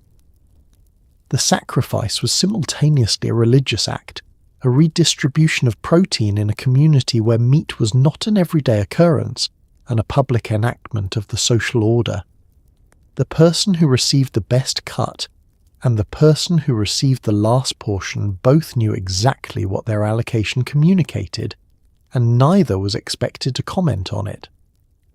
Bathing in ancient Greece was not merely a matter of personal hygiene. It was a ritual act, a social activity, and an indicator of moral status that communicated something about your relationship to your body, your city, and the gods. Public bathing facilities existed in Athens, and attending them was a social experience as much as a hygienic one, a place where men gathered, conversed, and performed the particular social grooming that kept networks of acquaintance warm and functional. But the etiquette of the bath was more complex than simply showing up and getting clean. There were rules about when you bathed. Before certain religious observances, bathing was obligatory. After others, it was required for ritual purification.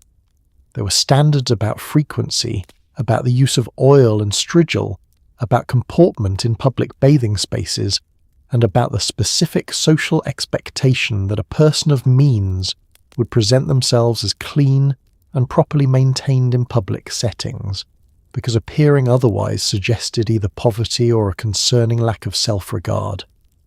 The mechanics of Greek bathing were themselves a small performance of civilized self-management. You did not simply splash water over yourself and call it done.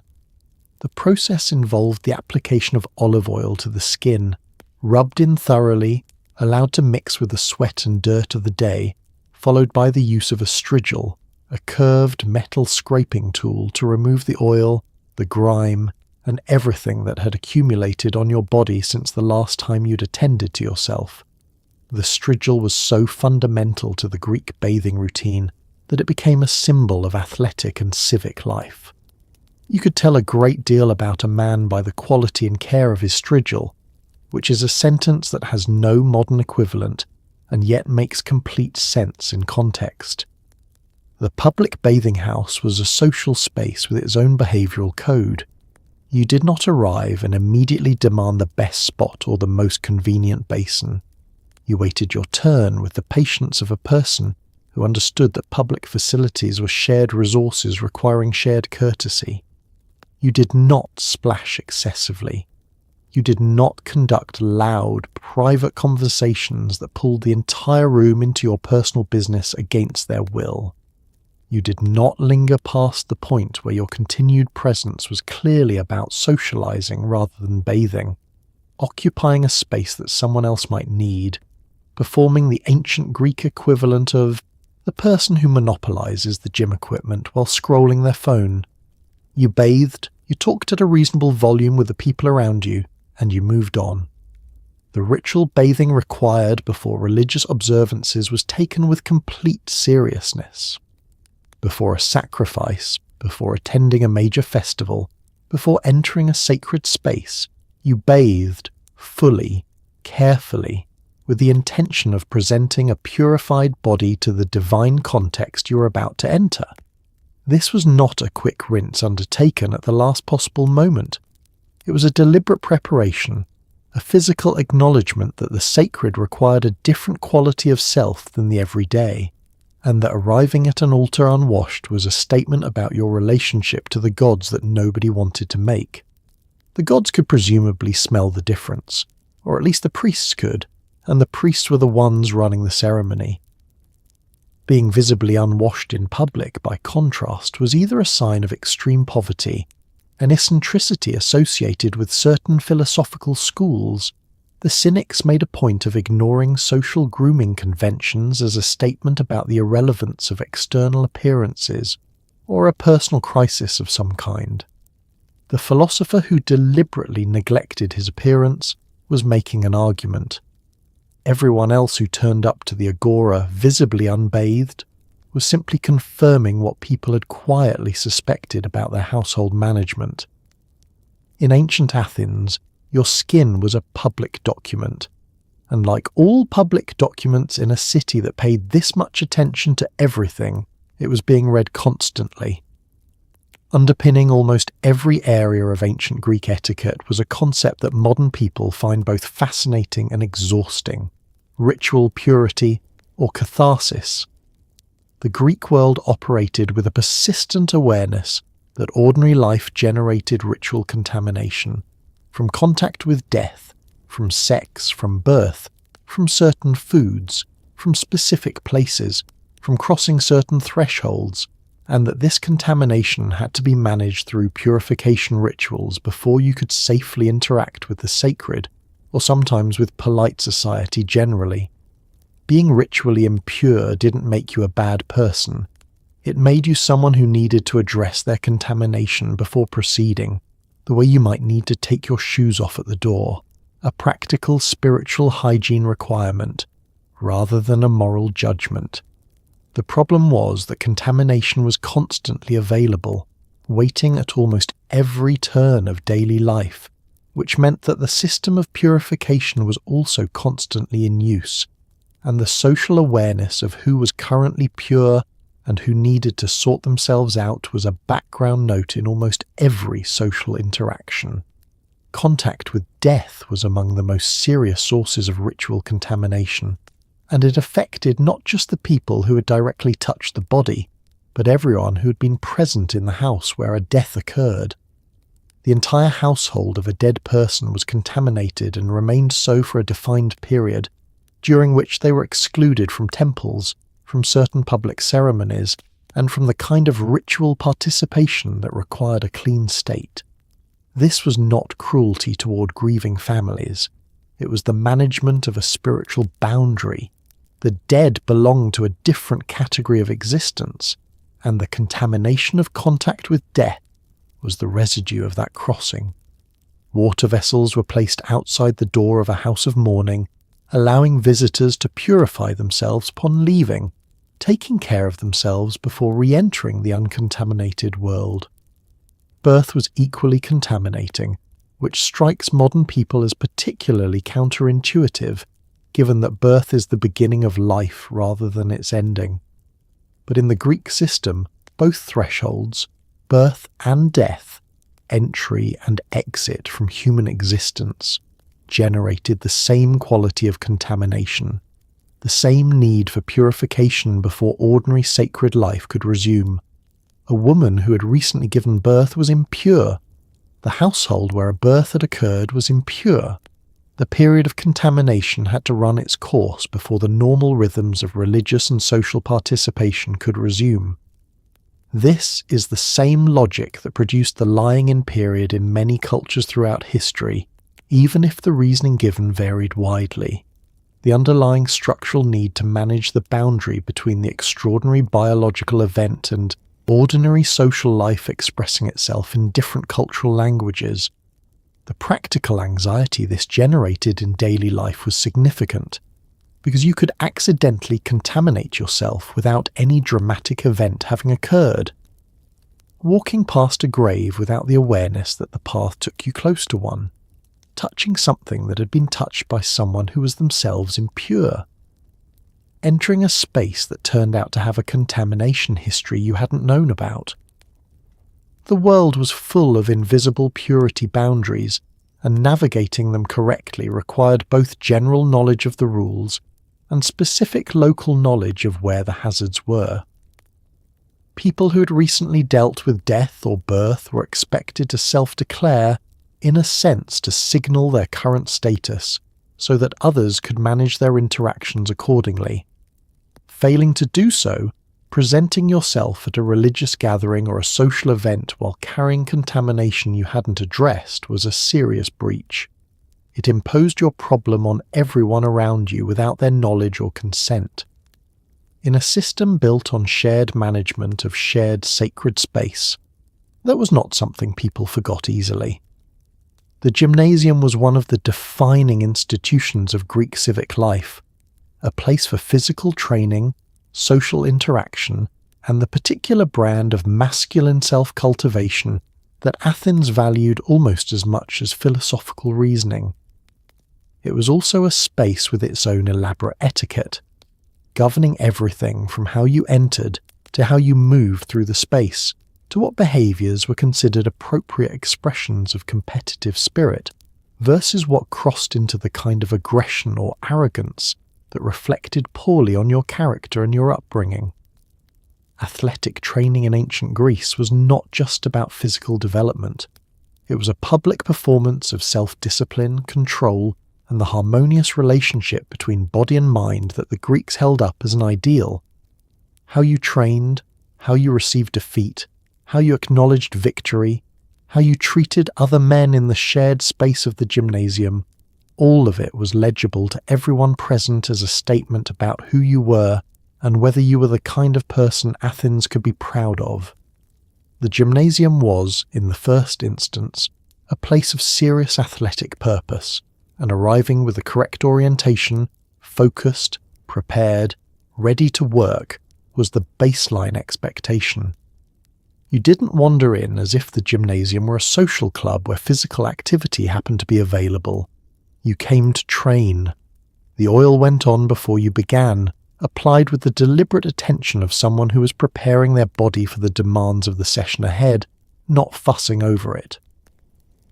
The warm-up, such as it was taken seriously rather than hurried through, and once you were in the training space itself, you worked with the full attention and effort that the gymnasium, as an institution dedicated to civic excellence, deserved from every person who entered it. Competition within the gymnasium was expected and healthy. Young men testing themselves against each other was the point, but the manner of competition was carefully governed. Competing with genuine effort was obligatory. Holding back to avoid defeating someone more senior or socially significant was its own kind of disrespect, an implicit suggestion that the other person needed to be managed rather than genuinely challenged. But competing with an aggression that sought to humiliate rather than simply to win was equally wrong. The point of competition in the gymnasium was the testing of both parties, the mutual development that came from genuine contest, and a man who approached a match with the goal of humiliating his opponent had confused the gymnasium with the battlefield. These were not the same space. They required different orientations, and confusing them reflected a failure of the very self-discipline the gymnasium was designed to develop. Losing was, if anything, the more important performance. The man who lost gracefully, who acknowledged a genuine defeat, congratulated the victor without bitterness, and returned to training with the composed determination of someone who had learned something useful, was demonstrating exactly the qualities that made the gymnasium valuable as a civic institution. The man who disputed the outcome, who sulked visibly, who made excuses in the hearing of others, was demonstrating the opposite, that his investment in being seen as the winner was greater than his commitment to the process of genuine development. Athens had limited patience for this particular variety of pride, which showed up at the gymnasium, at the symposium, and in philosophical debate with equal consistency and equal predictability, and was recognized in all three contexts as the same underlying character flaw wearing different clothes. Childhood in ancient Athens was, among other things, an extended audition for adulthood, and the etiquette expected of children was in many ways a compressed version of the same social code that governed their parents: deferential, observant, restrained, and carefully calibrated to reflect well on the household. Children were expected to be seen in the correct contexts and heard in very limited ones, to address adults with specific forms of respect, to maintain silence in the presence of conversation they had not been invited into, and to manage their bodies and their emotions with a composure that most modern adults would find impressive and a little sad.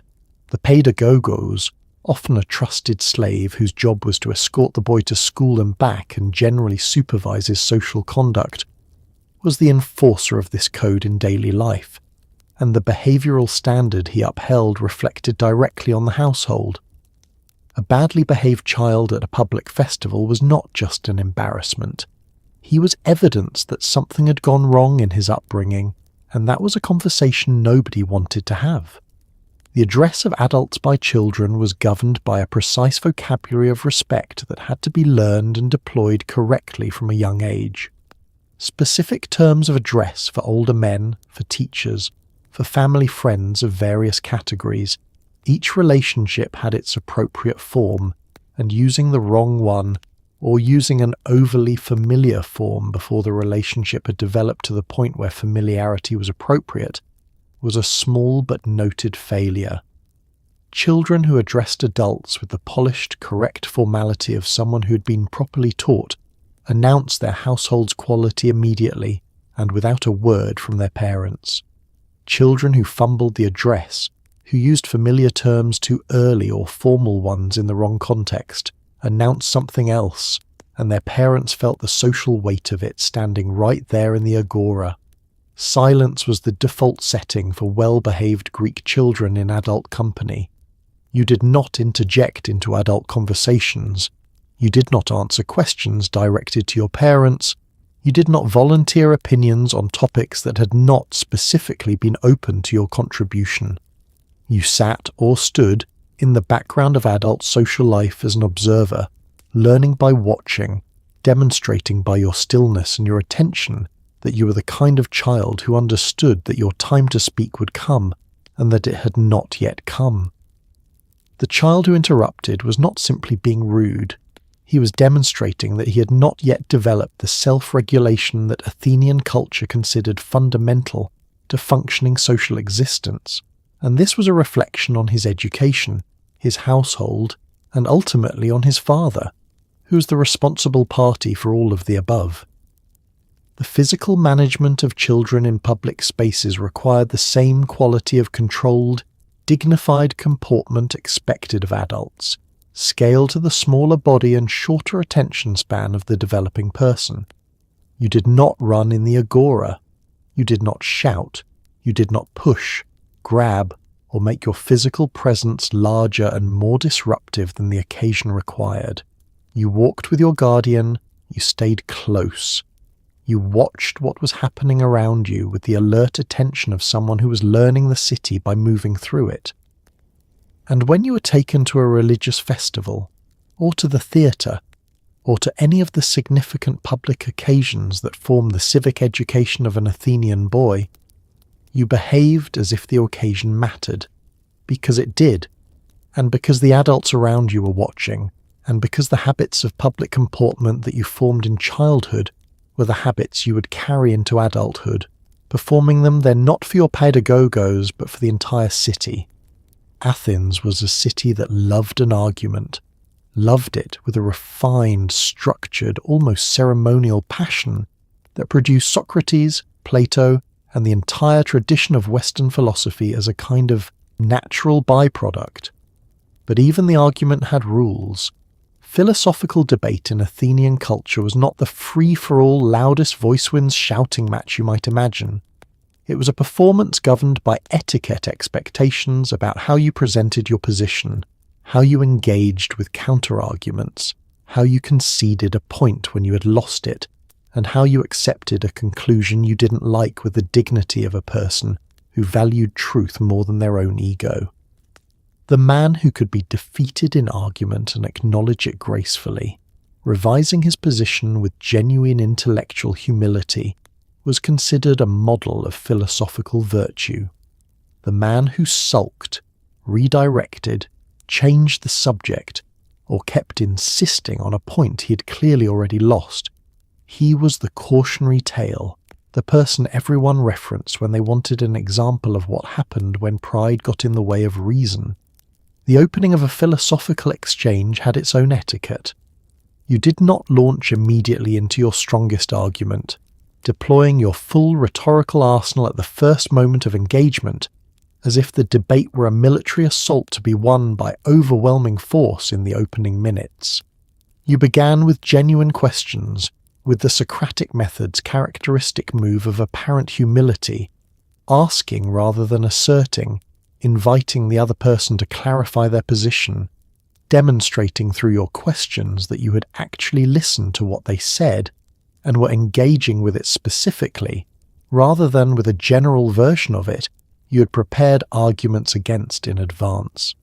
This wasn't merely strategic, it was ethical. It communicated that you were here to find the truth together rather than to win, and in Athenian philosophical culture, that distinction mattered enormously.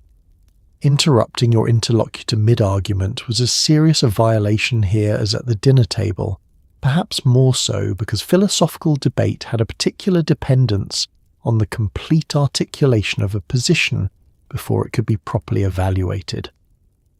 Cutting someone off before they had finished their thought, responding to the first half of an argument as if the second half didn't exist, was both rude and epistemically dishonest. You might be responding to something the person wasn't actually saying, and even if you weren't, you had denied them the basic courtesy of being heard completely before being answered. The Socratic dialogues are full of moments where Socrates allows an interlocutor to talk themselves fully into a position before gently, methodically, showing them how it contradicts something they said earlier. This required patience. Patience was a philosophical virtue, not just a social one. Changing your position in the middle of an argument, not because you had been genuinely persuaded by new evidence or a compelling logical step, but because you were losing and wanted to find a more defensible position, was among the more disreputable philosophical moves available. It was recognized immediately by everyone listening. It communicated that you had never really held the original position with genuine conviction, and it suggested that your primary interest was in not being visibly wrong rather than in actually finding out what was true. In a culture that held truth-seeking as one of the highest human activities, treating an argument as a reputational competition to be managed rather than an intellectual exercise to be engaged with, honestly, was close to the worst thing you could do with a perfectly good afternoon in Athens. Living in ancient Greece meant living in a world that was communicating with you constantly, through the flight patterns of birds, through unexpected encounters with animals, through dreams, through the behavior of fire and smoke during sacrifices, through sneezes and stumbles, and the sudden thought that crossed your mind when you were on the threshold of a decision. Interpreting these signs correctly and responding to them with appropriate seriousness was not optional. It was a survival skill, a civic responsibility, and a social performance that other people were observing and evaluating. A man who ignored obvious omens was not just reckless, he was impious, the kind of person who thought himself above the universe's commentary, which never ended well in any Greek story ever written.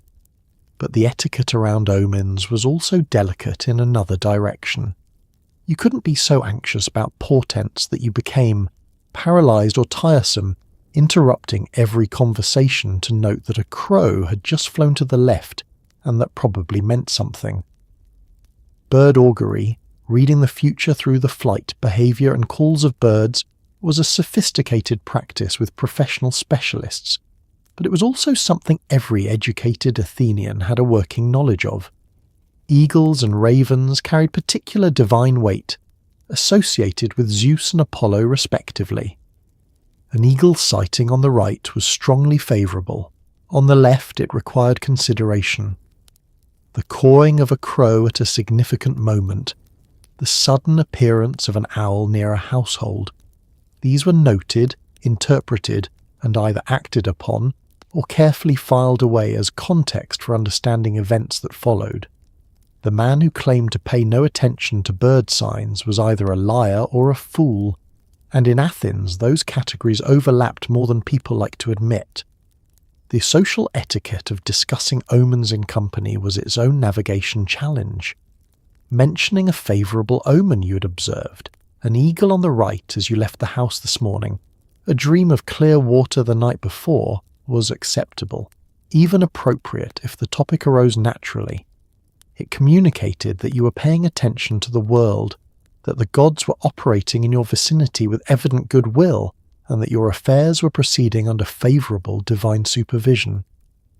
But dwelling on it, returning to it repeatedly, building it up into a grand narrative of divine favour that cast you as the protagonist of an unfolding cosmic story, this was the behaviour of a man who had confused a favourable omen with a personal endorsement from Zeus, and that was a specific kind of hubris that tended to attract divine correction.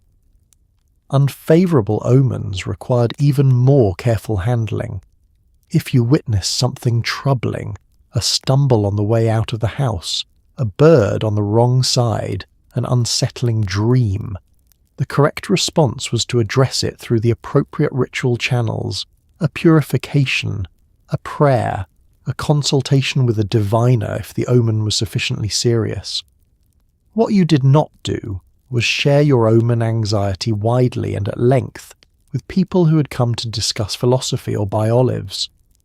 Your relationship with the universe's warning system was, in the first instance, a private matter to be managed with the help of the appropriate professional and the gods, becoming the person who turned every social interaction into an update on the current ominous state of their spiritual weather forecast was a reliable way to find yourself receiving fewer invitations to symposia than you had previously enjoyed.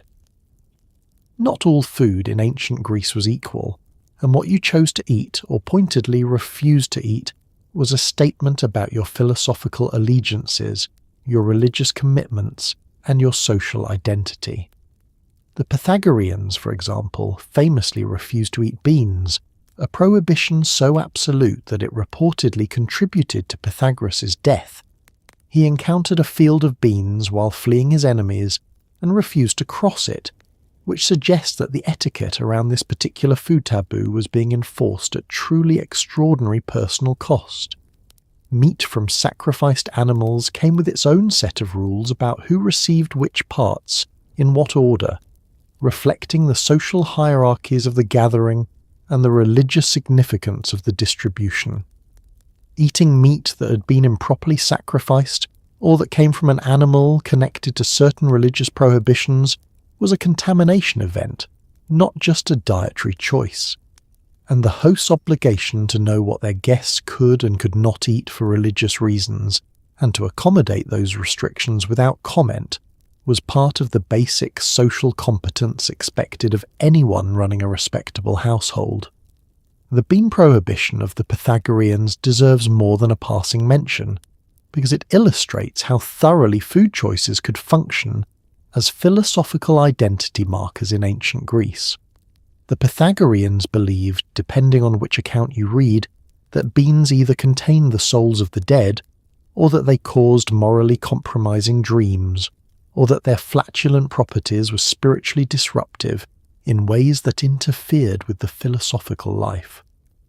Whatever the specific reasoning, and the ancient sources are entertainingly inconsistent on this point, the result was a total abstention so publicly associated with Pythagorean philosophy that refusing a bowl of beans at dinner was a declaration of intellectual affiliation as clear as wearing a badge.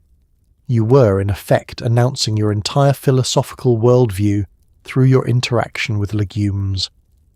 The distribution of sacrificial meat operated as one of the most visible enactments of social hierarchy available in Greek public life. At large public sacrifices, the kind conducted at major festivals with animals donated by wealthy citizens or the city itself, the meat was distributed to the citizens in portions that reflected both the egalitarian ideal of civic sharing and the very real hierarchies that structured who got the best cuts. Officials, priests, honoured guests, and prominent citizens received their portions first and received the more valued cuts. The remainder was distributed more broadly. Everyone ate. The question was what you ate and in what order, and both of those variables communicated your position in the social order with the precision of a seating chart. Refusing meat from a sacrifice, declining your portion on the grounds of dietary preference, philosophical conviction, or personal taste, was a complicated social act. If you had a recognized philosophical or religious reason, the refusal could be accommodated without drama, though it required acknowledgement of the reasoning.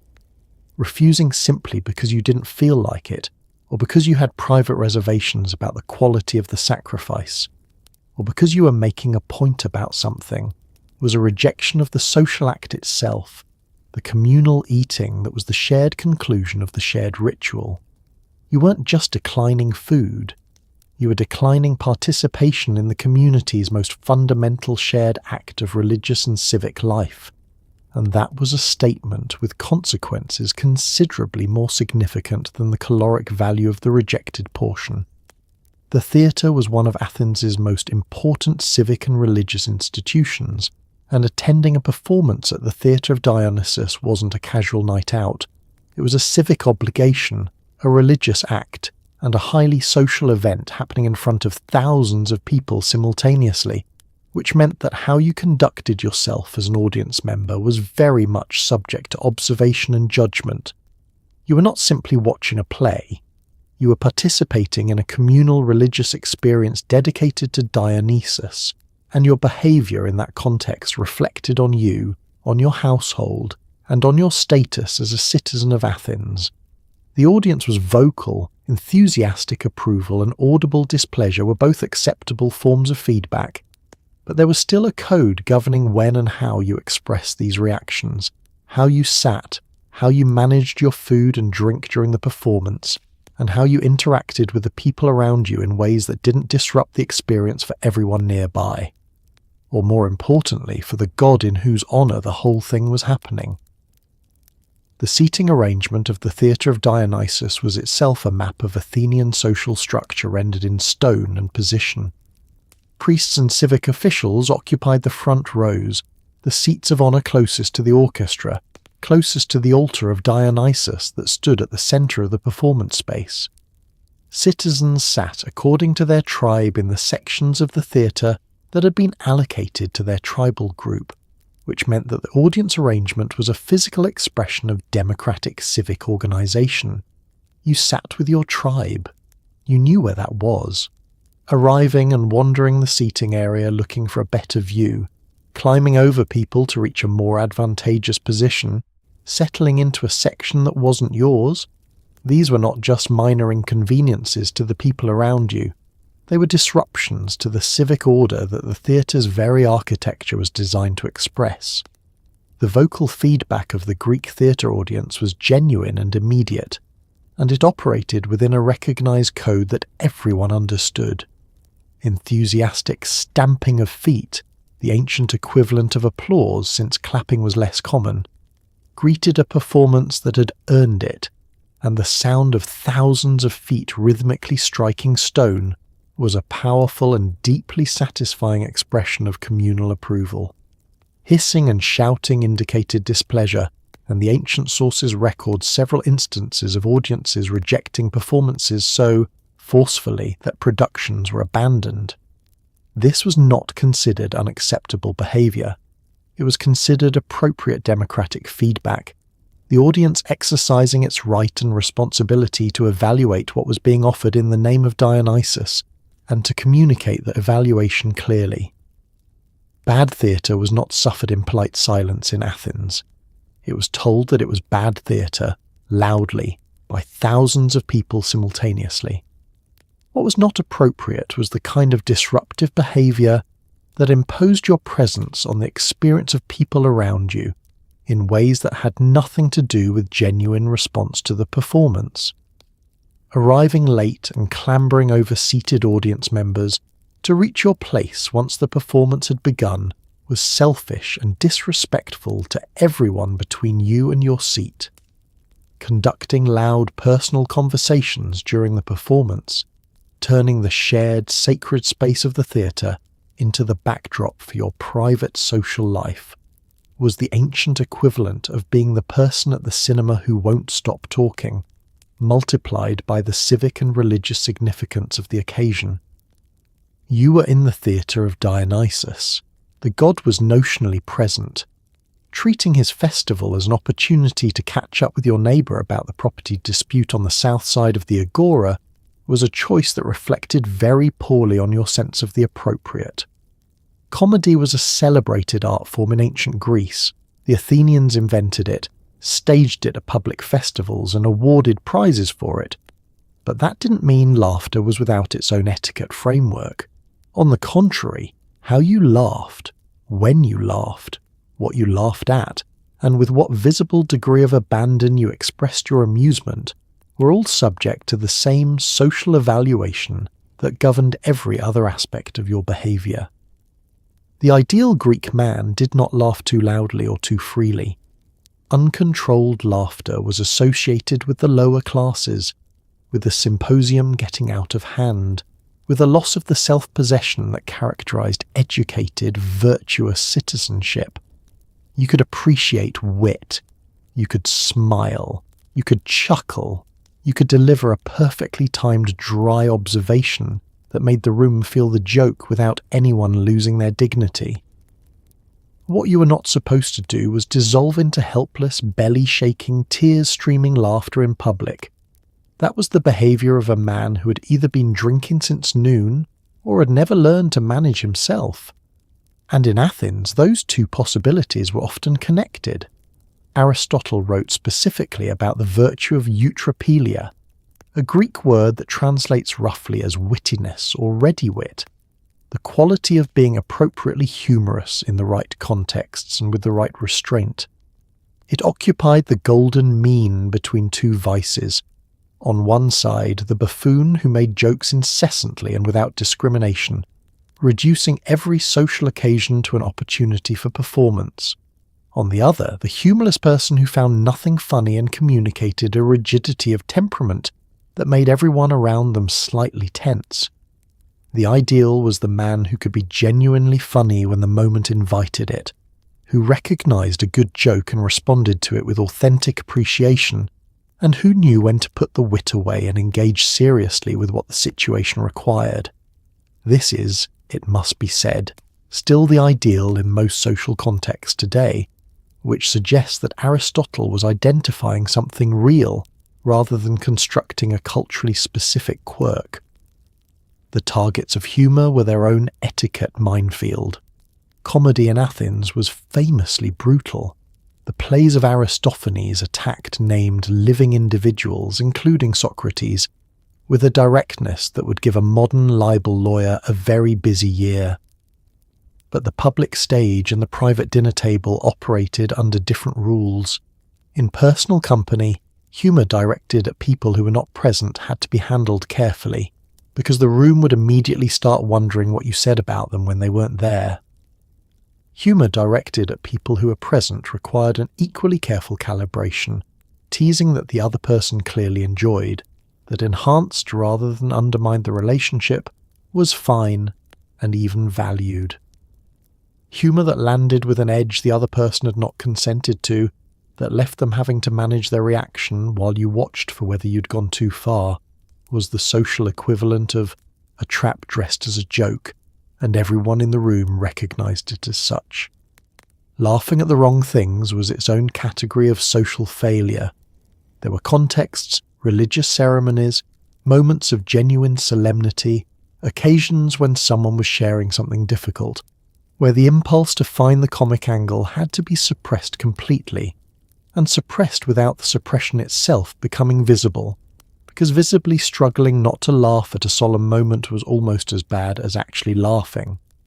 The Greeks understood that the comic and the serious lived very close together in human experience. Their theatre staged tragedies and comedies on the same days, at the same festivals for the same audiences. But the skill of knowing which mode was appropriate to the current moment and entering it fully and genuinely was one of the more demanding social competencies the culture required. Evening in ancient Athens brought its own set of rituals, obligations, and social expectations that carried the day's etiquette code through to its final moments. Before sleep, there were small household religious observances to perform, prayers to Hestia at the hearth, attention to the household gods, a moment of reflection that served both spiritual and social purposes, because a household that maintained its private religious practice was a household that could be trusted to maintain its public civic one. Dreams were taken seriously enough that dream interpretation was a genuine profession, and waking from a particularly vivid or disturbing dream could mean a trip to a dream interpreter or a specific oracle before you felt safe going about your day. Sleeping itself had its own unspoken protocols about positioning, about the management of the sleeping space, about who slept where in the household hierarchy. And the state in which you greeted the next morning, the mood you carried out of sleep into the new day, was itself a reflection of your character, your self-discipline, and your readiness to re-enter the relentless, rule-governed, surprisingly exhausting social world of ancient Athens. The evening prayer to Hestia mirrored the morning one in its structure and its intention, creating a frame around the day that acknowledged divine presence at both ends. You had begun the day in the god's awareness, and you were ending it the same way, closing the loop of daily piety that kept the household in right relationship with the divine order.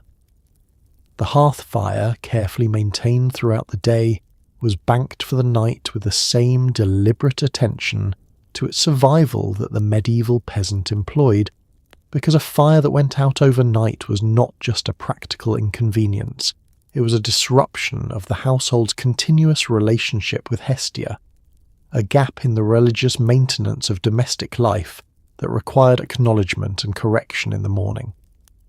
The management of the household before sleep was the head of household's final civic act of the day. Making sure the doors were secured, not just against physical intrusion, but in the ritual sense of ensuring the threshold gods were properly acknowledged, and the household's spiritual boundaries were intact, was part of the closing routine. Checking in on children, on the sleeping arrangements, on the state of the slaves' quarters, making sure the household was settled in the correct order before its head withdrew to sleep. These were the domestic governance responsibilities that a well-run Athenian household expected of its senior figure, performed every evening as an unremarkable part of the rhythm of daily life. The sleeping position carried its own quiet symbolism. Sleeping on the right side was generally considered auspicious. Again, the right side as the side of good order and divine favour. Sleeping on your back invited disturbing dreams. Various ancient authorities had opinions about the spiritual risks of different sleeping postures, opinions that were taken seriously enough to influence actual behaviour. The direction you faced while sleeping, the arrangement of your sleeping space relative to the door, the objects you kept nearby, all of these were minor but genuine elements of the same comprehensive attention to the spiritual management of daily life that governed everything else from the first foot on the floor in the morning to the last prayer at the hearth at night. And when you finally closed your eyes, the day's social performance was not quite over, because the dreams that came in the night were going to require evaluation in the morning, and the quality of those dreams, whether they brought messages worth heeding, warnings worth addressing, or the kind of vivid, urgent divine communication that required a professional interpretation before you could safely proceed with your day, was going to be the first question you asked yourself when you woke up tomorrow, right foot ready, prayers forming, the whole magnificent, exhausting, rule-laden performance of Athenian daily life poised to begin again. And so here you are. You made it through an entire day in ancient Athens, right foot first, prayers delivered to the correct gods in the correct direction, himation draped with the steady casualness of someone who had been practicing since childhood, libations poured without spilling, couch position accepted without visible resentment, bread broken rather than cut, sneeze acknowledged, yawn suppressed, laughter calibrated, omens noted, beans avoided for reasons that made complete sense to everyone involved. You navigated the threshold. You reclined correctly.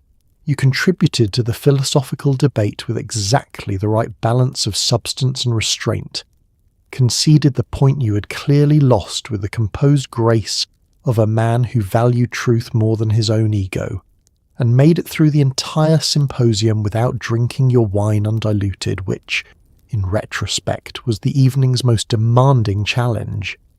It is worth pausing here, in the quiet of the night, to consider what it actually took to be a person in that world. Not a hero, not a philosopher king, just an ordinary Athenian citizen trying to get through Tuesday without embarrassing their household, angering a god, or sitting on the wrong couch. The sheer cognitive load of it, the constant running social calculation, the awareness of divine attention at every threshold and every sneeze, the knowledge that your beard, your bread technique, and your response to an unfavourable bird sighting were all being quietly assessed by everyone in your vicinity, was extraordinary. They carried it the way we carry our own invisible social codes, mostly without noticing, because it was simply the texture of the world they lived in. And what a world it was, for all its rules and its anxieties, its hierarchies and its exclusions, and there were real ones, painful ones, ones that defined the limits of whose lives counted and whose did not. Ancient Athens was also a place that believed, with genuine conviction, that the examined life was worth living. That conversation was sacred, that the pursuit of truth was not a hobby but a civic duty. That beauty and reason and human connection, pursued carefully and honestly, were the closest things available to the divine. They argued about this in their gymnasiums and their symposia and their agoras. They staged it in their theatres. They carved it into their temples. They tried, imperfectly and often, to build a city worthy of the ideas they were capable of thinking. So tonight, as you drift towards sleep in your comfortable bed, no straw, no snoring cousins, no anxious awareness of whether your sleeping position is inviting spiritually problematic dreams, maybe spare a quiet thought for the Athenians, for the man who woke up right foot first every morning of his life and went out to try to be a good person in a complicated world, for the woman who managed an entire household from the inner rooms and whose competence showed up in every well-run dinner, every properly raised child, every smoothly functioning domestic ritual, without her name appearing anywhere in the historical record, for the philosopher who lost the argument and said so honestly, for the child standing at the edge of the adult conversation, silent and watching, learning the city by absorbing it. They were stubborn and brilliant and anxious and funny. They worried about the wrong things and the right things in roughly equal measure.